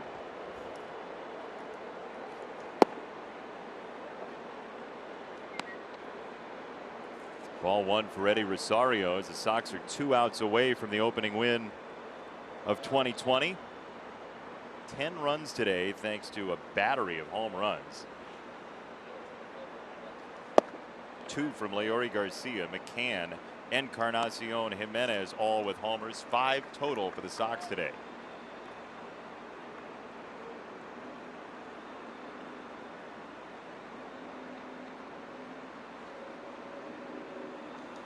Chuck Garfien. So last summer, Jimmy Lambert's brother, Peter, made his debut, major league debut at Wrigley Field against the Cubs, beat the Cubs. He's playing for the Colorado Rockies. The entire Lambert family was there, including Jimmy Lambert, who was in town, and he had found out that he needed Tommy John surgery. So he's watching his brother make his major league debut. He knows he needs Tommy John surgery. Imagine that. Now here we are a year later. He's making his major league debut. His family isn't here in the ballpark, but something tells me they're all watching on television right now for his debut. They've got to be, and he got to experience his brother's debut in the ballpark, so he's got the feeling of what that means. So it might be a little bit different of a sensation today for Jimmy Lambert than for the average debut this type of season. Long way to go into the outfield, and a near catch for Moncada. He couldn't make the play though, and Rosario drops in a base hit.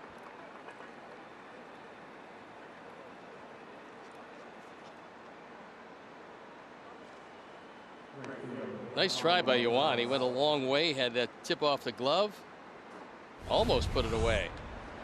See where he is, a straightaway shortstop. I mean, this is a long run toward the line and just comes up short. He runs so far away. Good effort. Me or Yoan? No, definitely not you. Thank you. So we told you about the designated pinch runner for the Twins, Aaron Whitefield. He makes his major league debut right now, pinch running over at first base. Double-A last year, 31 games ever in Double-A. Never with Triple-A Rochester. And this ball's tagged to right field. Engel going back into the shadows, down the line he goes. Adam against the wall is there to make the play. Oh, Adam Engel in right field makes the grab for out number 2. You put him in there and immediately he makes a play like that. Well, he's an elite defender, and it doesn't matter where you put him. We've seen him in center field a lot. Now we see him in right. He chased that ball into the corner and into the shadows as it sliced into foul territory, but he stayed with it. Good concentration. He knows he's going into foul territory. He knows the wall is about a step and a half away, and Jimmy Lambert certainly appreciates that, as does Jose Abreu. That was a nice effort. And think about this too. Adam Engel is not used to running into walls laterally. He plays center field. That's not supposed to happen. Now he has great defensive skills.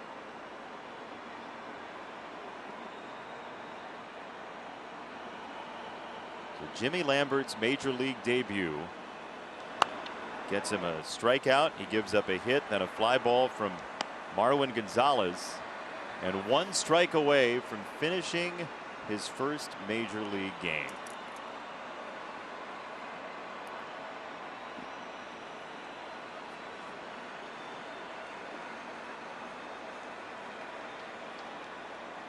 No balls, 2 strikes. Popped foul. Kepler stays on. Max Kepler, who last year with his 36 home runs hit the most home runs ever for a European-born player in Major League Baseball. When we first saw him, you knew that technically he did a lot right, and you just wondered how long it would take and if he would indeed achieve that promise. And boy, last year he was unbelievably good, and the fact that he can play center field takes a sting out of losing Buxton. They're a better team when he can play right and Buxton can play center, but in the place of Buxton, Kepler is very competent in center field. Wide of first. I mean, Buxton opened the season on the active roster, so you would imagine he might even play tomorrow. I mean, why have him on the opening roster if he's not going to play in any of the first 3 games? So we'll see what Rocco Baldelli does with the lineup and whether or not Buxton's okay after he took that false step late in the intra-squad season. Jimmy Lambert spears it and creates his own final out of his major league debut. Keep all the baseballs. Sox win for the first time in 2020, and the final score goes 10-3. Well, as tough as it was yesterday, that's how exhilarating it is today. And when all is said and done, when 18 innings of baseball has been played, these teams are tied at 1-1. So if you're going to split the first 2, win the second game, and tomorrow take the series. For our entire crew, for Steve, for Chuck, I'm Jason. We say farewell. 10-3 your final score. Now, Layla and Ozzie, what's coming up post-game?